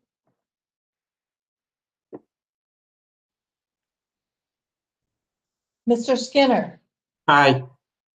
Mr. Smith. Aye. Mr. Stork. Aye. And Mr. Walkinshaw. Aye. And Mr. Chairman, that motion passes. Thank you very much. Moving on to 9E, authorization to amend the contract for engineering and environmental services for the Manassas Park Station Parking Expansion Project. Rich, give us an overview, please. Thank you, Mr. Chair. We're seeking authorization for the CEO to execute a contract amendment with VHB for engineering and environmental services for the Manassas Park Station Parking Expansion Project in the amount stated in the resolution plus a contingency for a total authorization amount not to exceed $2,784,986. And this is essentially an amendment to extend contract authorization plus some time as it relates back to the topic I brought up with this particular project at the last operations board meeting as it related to an agreement that we're working on with the city, and it had to do with the change or relocation of the garage parcel that we had been working with the city on. So I can take any questions on that, but that's my summary, Chair Skinner. Thank you. Do I have a motion and a second to approve this resolution? Skinner, this is Preston Banks. I'm so moved. Thank you. Annette Parker, second. Thank you very much. Are there any questions for Rich on this? A participant has left the meeting. Okay, seeing none, Leslie, will you please call the roll? Mr. Alcorn, Aye. Ms. Bailey. Aye. Has joined the meeting. Mr. Banks, Aye. Ms. Bennett Parker, Aye. Ms. Momke, Aye. Ms. Crystal, Aye. Ms. Franklin, Aye. Ms. Lawson, Aye. Mr. Skinner, Aye. Mr. Smith, Aye. Mr. Stork, Aye. Mr. Walkinshaw, Aye. and Mr. Chairman, that motion passes. Thank you. Moving on to 9F, authorization to issue a GEC 8 task order for construction management services for the Rolling Road Station Improvement Project. Rich, give us the overview, please. Thank you, Mr. Chair. We're seeking to issue a General Engineering Consulting Services, or GEC 8, task order to STV Incorporated for construction management services for the Rolling Road Station Improvement Project in the amount stated in the resolution plus a contingency for a total amount not to exceed $536,599. Just simply put, as you recall at the October meeting, I received authorization to execute a contract for construction of the Rolling Road Station improvements. And so this is a somewhat of a companion authorization for the construction management piece with that for this project, which is consistent with our project management processes and guidelines. That's my summary, Mr. Chair. Thank you. Do I have a motion and a second for approved resolution 9F? I move Supervisor Bailey. Second, Bennett Parker. Thank you. Are there any questions or discussion for Rich? Seeing none, let's call the roll, please. Leslie? Mr. Alcorn, Aye. Ms. Bailey. Aye. Mr. Banks, Aye. Ms. Bennett Parker, Aye. Ms. Bomke, Aye. Ms. Crystal, Aye. Ms. Franklin, Aye. Ms. Lawson, Aye. Mr. Skinner, Aye. Mr. Smith, Aye. Mr. Stork, Aye. Mr. Walkinshaw, Aye. and Mr. Chairman, that motion passes. Thank you very much. Moving on to 9G, authorization to amend the contracts for the delivery of diesel fuel for the VRE locomotives. Rich? Thank you, Mr. Chair. We're seeking authorization to amend 2 contracts for the delivery of diesel fuel for VRE locomotives. And that amendment would be for the second option year of each contract.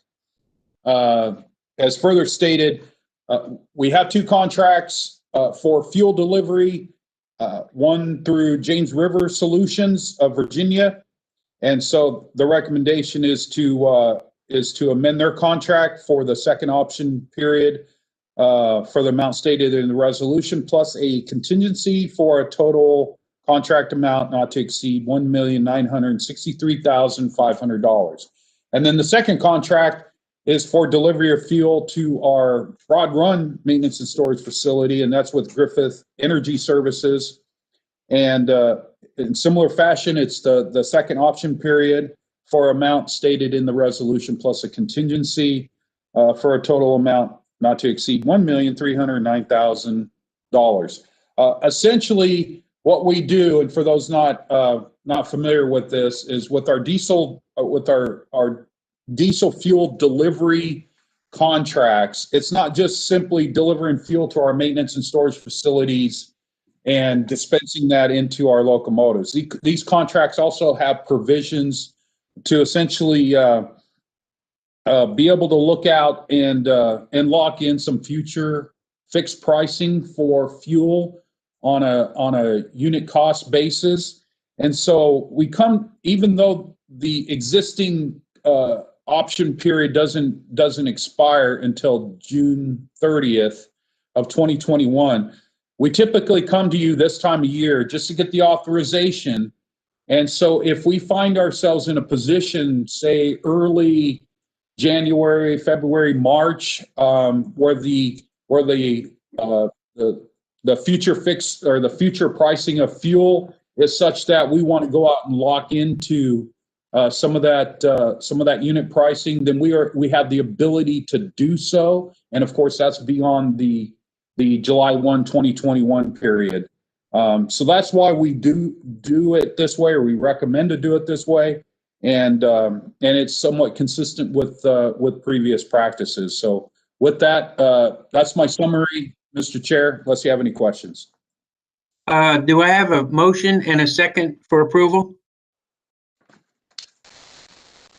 So moved, Supervisor Bomke. Lawson, second. Thank you. Does anybody have any questions for Rich? Seeing none, I'm sorry, go ahead, please. I'm sorry. Thank you, Mr. Skinner. Rich, really appreciate the explanation. Not very new, but whenever you do this, it helps a lot in moving forward. So really appreciate the explanation. Yes, ma'am. All right. Okay, no other questions. Leslie, please call the roll. Mr. Alcorn, Aye. Ms. Bailey, Aye. Mr. Banks, Aye. Ms. Bennett Parker, Aye. Ms. Bomke, Aye. Ms. Crystal, Aye. Ms. Franklin, Aye. Ms. Lawson, Aye. Ms. Mitchell, Aye. Mr. Skinner, Aye. Mr. Smith, Aye. Mr. Stork, Aye. and Mr. Walkinshaw. Aye. Mr. Chairman, that motion passes. Thank you, guys. That does it for action items. We're moving to information items at 10A, fiscal year 2022 budget update. Go ahead, Rich or Mark, either one that's going to get this. Yeah, thank you, Mr. Chair. I'll just say that consistent with our processes, and of course consistent with our update last month, what we wanted to do is just give you an update on where we're at with our FY 2022 budget process. And I believe we're going to touch on some FY 21 stuff here lightly. But with that, yes, I'll ask Mark to. He's prepared a couple of slides to address some key issues, or not address, but update you on some key issues. So with that, Mr. Schofield, thank you. Thank you, Rich. I will speak first about where we are with the operating budget, and then we'll shift over to the capital program. Not much, honestly, has changed since the preliminary budget that we presented in September. Ridership remains consistent at about 1,500 riders a day during the midweek, and revenue also seems to have stabilized in the $600,000 to $700,000 per month range. If there is no increase in ridership over the rest of this year, we would expect to land a little bit below $10 million in total passenger revenue, which would be down about 80% from a normal year. Given the trajectory that we appear to be on just generally, I don't think we are expecting any major increase until at least Q4 of this year. I would be interested to hear what you all as the board members have to say on this, but anecdotally, I have heard people who are currently working remotely saying that the message that they get from their employers is wait until March and then we'll decide where to go from there. We certainly are expecting and hoping for more ridership and revenue in FY22. Still not a return all the way to normal. So at the moment, we're projecting revenue-wise less than half of what we would have in a normal year. And again, a normal year is $42 to $44 million. But hopefully, of course, that would be on sort of an increasing trajectory over the course of the fiscal year, not a flat trajectory. So, potentially starting at something like 20% and maybe ending at hopefully something at 60 or 70%. Again, it's very, very difficult to project these things given where we are right now. As far as other non-passenger revenues, things like interest and advertising, those are down substantially from what we have normally. One bright spot is the state operating assistance. The state has been taking actions to reprogram their funding in order to give additional operating support to transit agencies across the Commonwealth. And we were advised recently that our FY21 support has been increased by about $2.5 million up to around $12 million. That will help to backfill lost passenger revenue and will allow us to stretch that CARES Act money a little bit further. The outlook for FY22 is hard to know, of course, but again, we do offer our appreciation to Director Mitchell and to her team for the way that they're supporting not just VRE, but all the agencies across the Commonwealth. So moving from revenue to expense, it's a balancing act. On the one hand, and I think this is, again, probably the most important takeaway, the CARES Act money that we have is allowing us to not have to make any sort of draconian cuts in our level of service or in our staffing or headcount. And we are able to maintain that continuity of operations that Rich talks about. But on the other hand, where we can defer or reduce expenses, we need to do that because it will stretch that CARES Act money further. Our budget, as you know, has a lot of sort of big ticket items in it that can't really be reduced if we do intend to run our full level of daily service.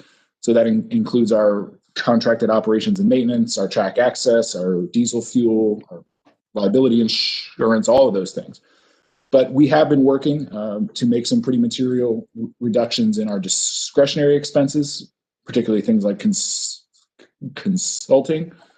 And so right now, despite sort of normal inflationary increases in a number of areas, the operating budget that we're projecting for 22, not including debt service, is at $84 million, and that is down from $85 million in the current year in FY21.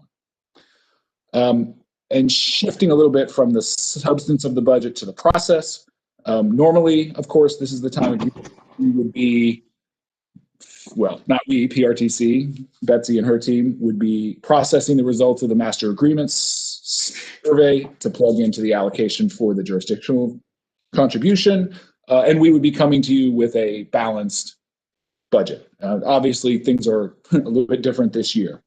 We will be working with Steve prior to the meeting next month just to make sure that our budget resolution acknowledges the emergency context that we're in, particularly with respect to the three things listed here on the slide. One, that based on the direction that the board gave us, we will be allocating the jurisdictional contribution identically to the current, in FY22, we will be allocating it identically to how we did it in FY21, since we do not have the master agreements survey data. Number two, acknowledging that we are not able to balance our projected expenses based on with passenger revenues and with the state and local grants and subsidies that we usually use, and that we will have to draw on the CARES Act in order to have a balanced budget. And then number three, acknowledging that we will not cover half of our expenses out of the passenger fare box. So we will be addressing all of those issues when we come to you next month for the final approval. Shifting now to the capital improvement program. As we've noted a couple times, we have been shifting our orientation over the last year or two from primarily project planning and development and grant applications, and where we've been sort of adding a lot of new projects to the CIP. We're now shifting into a period of project implementation, and this is going to last for a number of years. And at the same time, obviously, the Transforming Rail in Virginia program has changed our plans for a number of projects and ultimately is resulting in a number of our planned station improvements either being smaller or actually being eliminated entirely, at least in the next sort of 10-year window. So taken together, all of these changes are resulting in a smaller and a more compact capital improvement program with not as many projects and with a greater focus on construction. So I'm not going to go through every line in the table that we have here on this slide, and it continues over to the next page. We have about 30 active projects in the CIP right now. I'll just draw your attention to a few key points, and then I would be happy to have some Q&A. So some of the projects that used to be in the CIP, like the Slater's Lane crossover and the automated parking counters, those are not here because they've been completed, which is great. We also have other projects like the station expansions at Lorton, Woodbridge, and Ripon that have been removed out of here, as I said, because they won't be occurring in the window of the CIP. Those have been pushed out to more like 2030 sort of time frame. As you can see again on this page, and then on the next one, we have 6 major categories in the CIP. Those are asset management, information technology, stations, rolling stock, parking, and train maintenance and storage. And then we also have a small miscellaneous category there at the end. So the total projected project cost of all those projects in the CIP is a little bit more than $800 million. Stations and the maintenance facilities, those two areas are the biggest areas, with stations having just under $300 million in projected project cost, and the maintenance facilities having a little bit more than $300 million. That should come as no surprise, given the focus that we've had here recently on projects like the Quantico station improvements, the Lou life cycle project, and things like that. Robert, if you could go to the next slide, please. So the yellow line down there, that's that total. And again, of the $817 million total cost that we have for all these projects, we have identified committed funding of about $695 million. So our program is currently about 85% funded, which we think is very positive. For those projects that do have a little bit of a gap or an unfunded amount, we do generally have a path in place to close that gap. We just haven't necessarily completed it yet. So a couple of examples. Robert, I'm sorry if you could just go back one again. Thank you. So you'll see Backlick Road station improvements there. We hope to work with Fairfax County to reprogram some of the CMAQ money that we had on the Lorton project, move it over to Backlick Road. That's very similar to what we were successfully able to do with the Rolling Road project. Robert, then I'm sorry if you could go forward again. Thank you. Midday storage, which is there in the train maintenance category. We continue to work with Amtrak on a more efficient and sort of transformative use of the space in the Ivy Biddy Yard. So ultimately, we do expect the price tag that is listed there to come down while still meeting all of our long-term storage needs. And then the Broad Run expansion, which is there towards the bottom. We again have some EMAC money from projects like Woodbridge that we hope could be available to transfer to that project. And then at the same time, we have the Commonwealth that is pursuing smart scale money for that project. So again, we don't have the entire VIP totally committed, but we do have plans in place to address the projects where we do have a gap. So we may have some small tweaks to the CIP between now and December when we bring it to you for the final approval, but we're very close, and this is largely what it will look like. And with that, I would hand it back to Rich, and I would be happy to answer any questions. Thanks, Mark. Mr. Chair, I don't have anything to add, so unless we'll open it up to any questions at this point. Thank you, Rich. Thank you, Mark. Anybody have any questions for either one of them?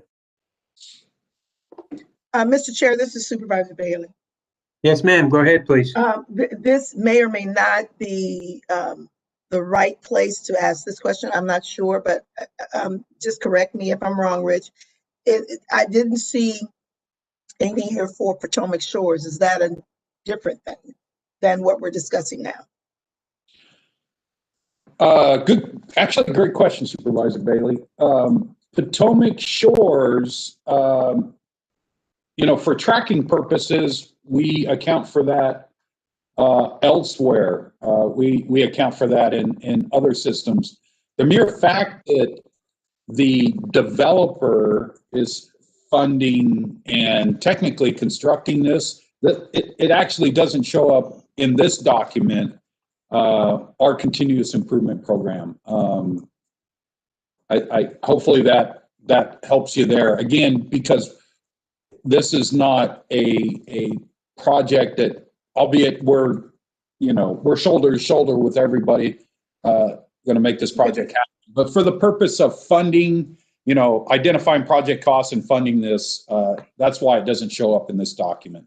Okay, clarity. I got it. Thank you, Rich. Wanted to make sure. Yes, ma'am. Does anybody else have any questions? Rich, why don't you go into 10B, which is a spending authority report? Sure. I'll just, Mr. Chair, I'll be brief. You know why it's here, and we had, I believe, a couple items in October. On October 14th, we amended a task order with STV for some work on our NTD and asset management reporting.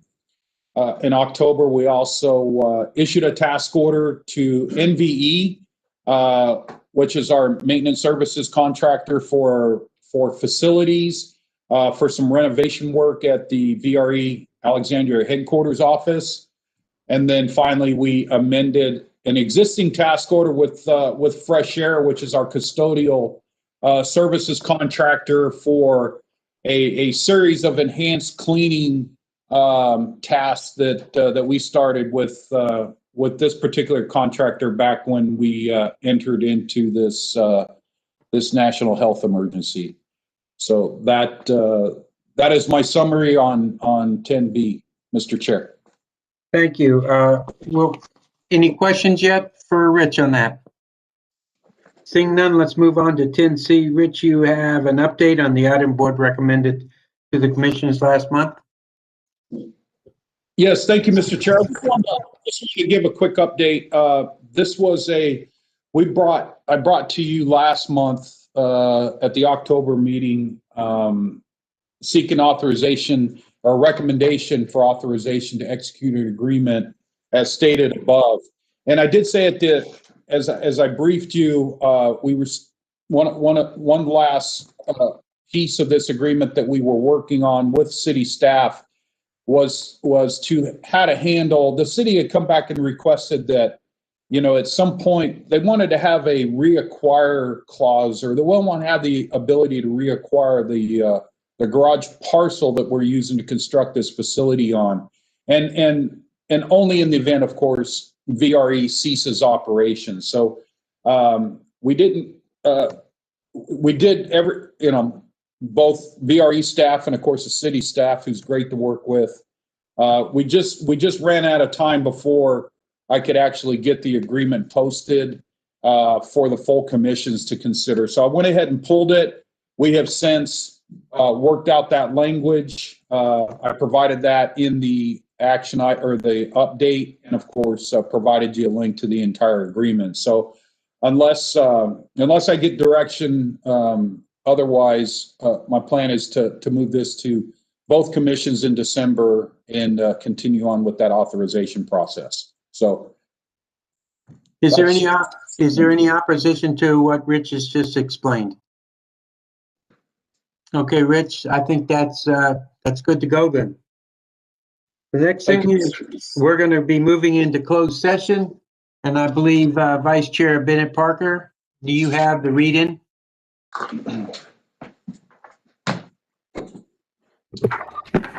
Yes, I do. Pursuant to the Virginia Freedom of Information Act, Section 2.2-3711A1 of the Code of Virginia, I move that the VRE Operations Board convene a closed meeting for the purpose of discussing one personnel matter involving an appointee of the board.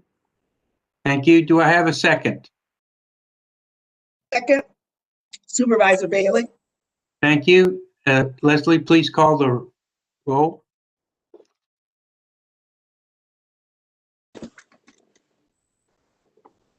And Mr. Alcorn? Aye. Bailey? Aye. Mr. Banks? Aye. Ms. Bennett Parker? Aye. Bomke? Yes, I just put a note in the chat. I have to depart for out of town, so I will not be a part of closed session. Thank you. Ms. Crystal? Aye. Ms. Franklin? Aye. Ms. Lawson? Aye. Mr. Skinner? Aye. Mr. Smith? Aye. Ms. Mitchell? Aye. Mr. Stork? Aye. Aye. And Mr. Walkinshaw? Aye. And Mr. Chairman, that motion passes. Thank you very much. We're called to closed session because Mr. Isaac wanted to inform us a little bit better of legal services. So, Rich, if you have something to add to that before Mr. Steve comes on, do you? Mr. Chair, just some process things here. Actually, Robert's going to tell you how this closed session is going to work from a virtual standpoint. Okay, so what we're going to end up doing is everybody that's going to be a part of the closed session, you should see a pop-up on your screen that's going to give you the ability to click and go into a breakout session. So the administrator is currently opening up that breakout session for you to move into, and he's going to stop recording the meeting. So stand by, and you should see a pop-up on your screen that will let you know that you're moving into the closed session. Mr. Chair, Yes, ma'am. this is Supervisor Bailey. I have to get off the meeting as well. All right. Be safe and happy Thanksgiving. And to you, sir. Thank you. Yes, ma'am.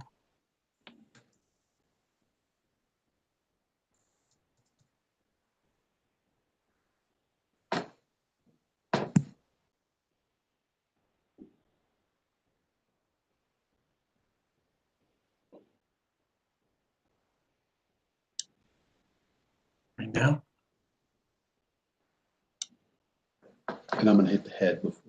Mr. Chair, this is Rich. We'll let you know. We're just going through the process right now. We'll let you know when everybody's been moved into the virtual breakout session for the closed session. So just stand by.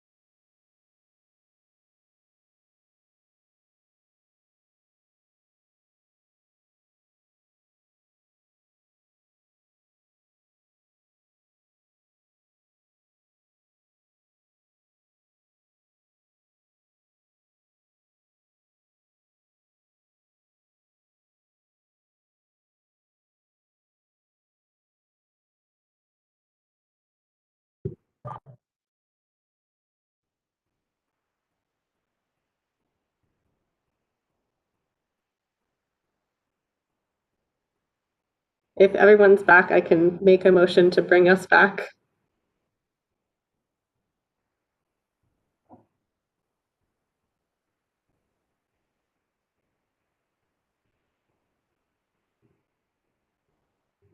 Rich, are we good to go?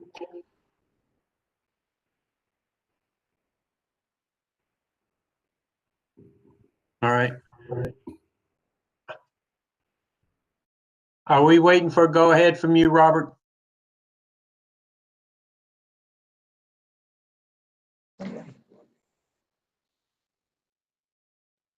Mr. Chair, yes, you're ready to go. Okay, Vice Chair Bennett. Parker, would you proceed, please? The VRE Operations Board certifies that to the best of each member's knowledge and with no individual member dissenting at the just concluded closed session, 1, only public business matters lawfully exempted from open meeting requirements under the Freedom of Information Act were discussed, and 2, only such public business matters as were identified in the motion by which the closed session was convened were heard, discussed, or considered. Do I have a second? Has left the meeting.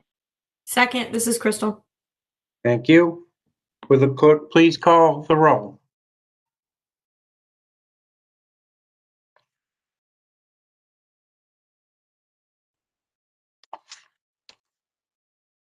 Mr. Alcorn, Aye. Ms. Bailey, He left the meeting. Mr. Banks, Aye. Ms. Bennett Has Parker, joined the meeting. Aye. Ms. Baumke, she's left the meeting. Ms. Crystal, Aye. Ms. Franklin, Aye. Ms. Lawson, Aye. Ms. Mitchell, Aye. Mr. Skinner, Aye. Mr. Smith, Aye. Mr. Stork, Aye. and Mr. Walkinshaw. Aye. Mr. Chairman, that motion passes. Thank you very much. I have a quick question for Ms. Mitchell. Obviously, we're going to put a committee together. Would you like to have someone representing your office on that committee dealing with Steve? Absolutely. To deal with All right. Steve, yes. All right, thank you. If you can send us your representative to either Steve, and the rest I would ask for. I think we need maybe 5 members at the max. I want some experience, but I want new people on this too. So can I have any volunteers to who would like to be on this committee working with Steve? I should ask any new people on the board that would like to do this. Mr. Chairman, I would Stork would volunteer.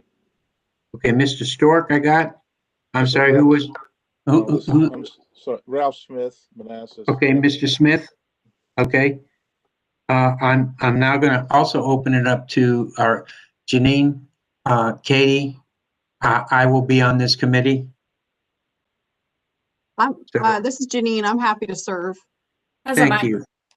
Okay, so we got myself, Mr. Stork, Mr. Smith, Miss Lawson, and Miss Crystal. Does that sound good?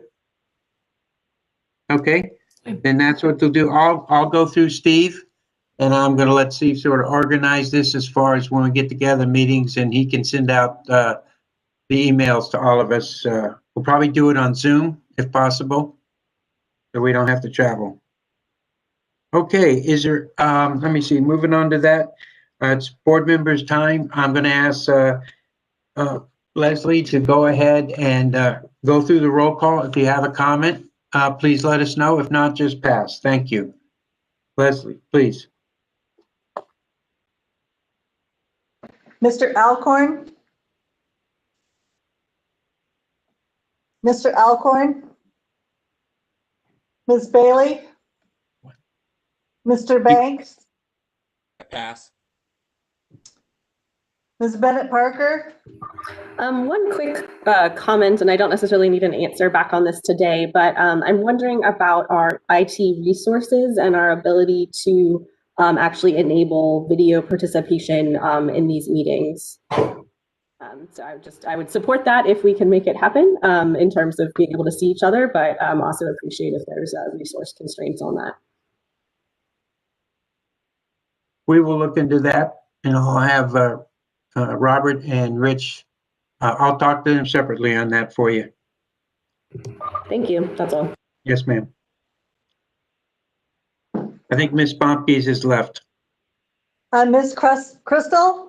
Yes, thank you. I actually do have a question, and forgive me for prolonging our meeting, which has gone a while already, but it's been a little while since we talked about rail cars and rail car procurement, which we'd been planning to ride the Metra rail car procurement contract. I believe I had a constituent ask me about this recently and share some articles indicating some concerns about the sort of traditional 1950s era gallery car, and especially what that could mean if we are able to pursue the goal of run-through service with MARC, since they have higher level boarding than we do. I wondered if we could, obviously I don't need a full update now, but perhaps as part of our CEO's report next month, get an update on where we are in the procurement process. I believe Metro was delayed by a year or two, and I just sort of didn't have the information in hand about both where we are in procurement and whether there is any opportunity afforded by the Long Bridge expansion and all that could entail to look afresh at what we're procuring and who we might be procuring it with. Mr. Chair, this is Rich. I can take that as an action item. Great. I will just say, Ms. Crystal, that we are in an active procurement for new rail cars. Okay. So I'm limited on what I can say. I understand. So I will. I'll try to craft it in that fashion, an update without violating any procurement rules. I see. Thank you. And actually, even knowing that gives me a good answer on where we are in the process. So thank you very much, Mr. Dalton. Yes, thank you. We can continue, Leslie. Ms. Franklin? Yes, just very briefly, I wanted to address the public comment made about, excuse me, the importance of diversity at VRE. And obviously, I think we do take diversity very seriously. And as a matter of fact, I think we had a very diverse group of candidates for the CEO position. Obviously, we think we went with the best candidate, and we're happy to have Mr. Dalton here. We've also, made headway at PRTC in terms of better diversity. We have an all-female exec team for the first time ever, I do believe. And, diversity and transportation management will continue to be a discussion.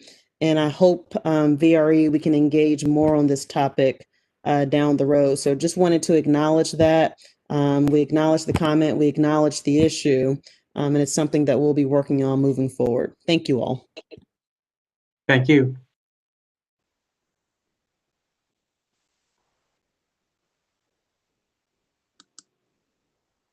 Ms. Lawson? Thank you, Leslie. I just want to announce that I'm chairing the nomination committee for the slate of officers for 2021. And Supervisor Bailey from Prince William will be serving on the nomination committee, as well as Supervisor Crystal and Bomke. And if anybody else would like to serve, please contact me by the end of today. And if you are interested in serving on the executive committee, please express that interest to me as well. The bylaws do require that the chair and vice chair alternate. So for 2021, the new chair will be from the NBTC and the vice chair will be PRTC. The other positions, the secretary and treasurer, do not require that alteration. However, it has been a longstanding practice of the VRE, and I would personally encourage that we continue with that practice.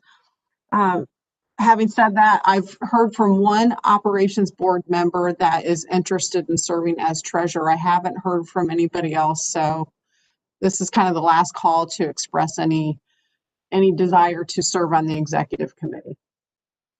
Thank you, Ms. Lamb, and for helping me on organizing this. And Mr. Skinner, the committee will be prepared to submit the report in December. Thank you, Ms. Lawson. Appreciate that very much. Okay. Okay, Ms. Mitchell? No, just apologies for missing the earlier part of the discussion. I'm out of town and have been having technical difficulties all morning, but appreciate the opportunity to speak with you and appreciate the consideration of the funding agreement earlier as well. Thank you. Mr. Skinner? None. Mr. Smith? I'll pass. Mr. Stork? Thank you. I just want to really reaffirm the comments that Ms. Bennett Parker made about having something more visual. That'd be awesome. I think it'd be beneficial for us to have that, and also to, I guess, reaffirm Ms. Franklin's point and the commenter's point about diversity. And I know that was a key part of our efforts, and I know that's something that Mr. Dalton has committed to doing more of. So I'm looking forward to those future reports on how we're proceeding and how our planning is working in terms of changing not only the culture, but also the diversity of that culture. So thank you. And Mr. Walkinshaw? A pass, thank you. All right, thank you, Leslie. We'll move on to the final and hopefully the quickest. I'm looking for a motion to adjourn, a first and a second. So moved, Bennett Parker. Thank you. Second, Mitchell. Thank you. All right, if you'll call the roll, Leslie, thank you. Mr. Alcorn? Ms. Bailey? Mr. Banks? Aye. Ms. Bennett Parker? Aye. Ms. Baumke? Oh, Ms. Crystal? Aye. Ms. Franklin? Aye. Ms. Mitchell? Aye. Mr. Skinner? Aye. Mr. Smith? Aye. Mr. Stork? Aye. And Mr. Walkinshaw? Aye. And Leslie, Mr. this is Janine, and I vote aye as well. Quite sorry. Thank you. That's all right. Okay. We are adjourned. Okay, and everybody have a safe and Thanksgiving, a great Thanksgiving, but be safe out there. Thank you. Has left the meeting. Has left the meeting.